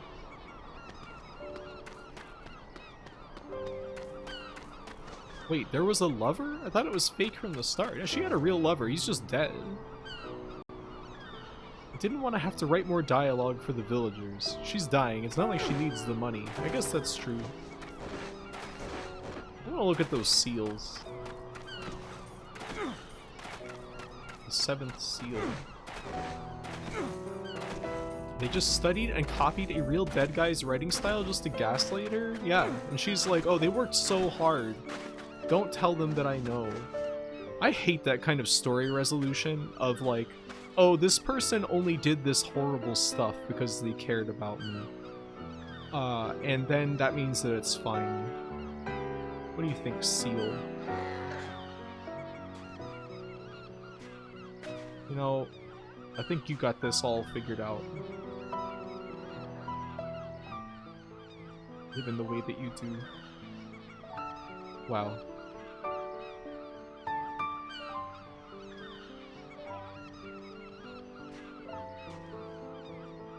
I wish you played as a seal. Abda rolled around. It sucks. She had 1,000 million gold. Saved for her lover.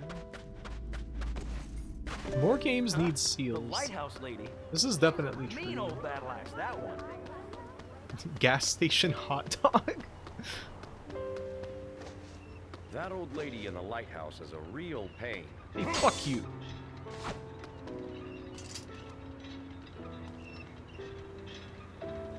We could get the postman upskirt. Well, that's probably enough for today. That was kind of a good place to end on. Even though the resolution pissed me off a little bit. He's just reading his gaslighting script. It's like The Prisoner.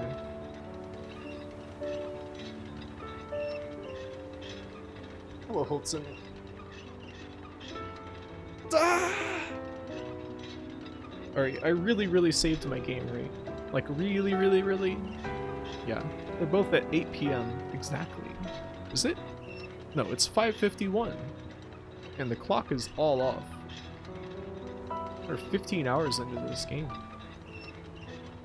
Well, anyway. Thank you guys for watching today. Sorry I got so tilted playing Shadow Tower Abyss. I still want to try and, like, finish it, but I just got so grumpy. You know, my rotation is not fixed. Yeah, Shadow tilted.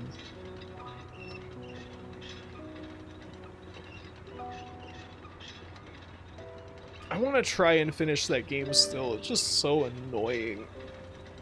It just made everything about it so fucking irritating. Maybe it really does get good at the end. Maybe?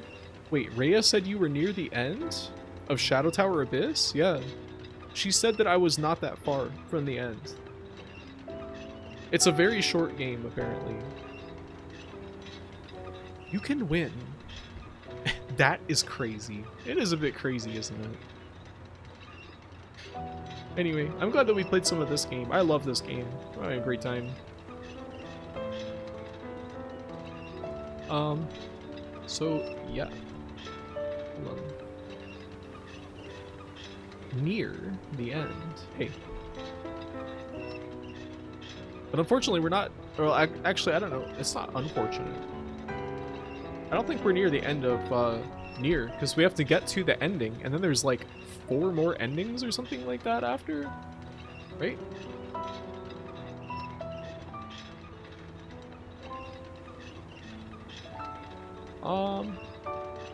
Let's see.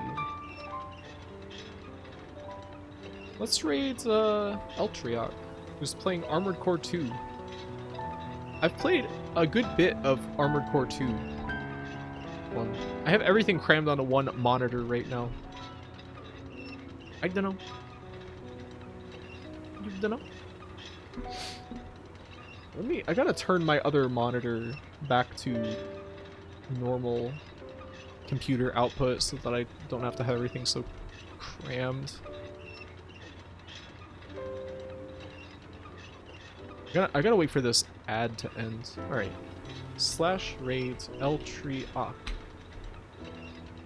Audio backdrop of squeaky wheel. Yeah, and the piano music.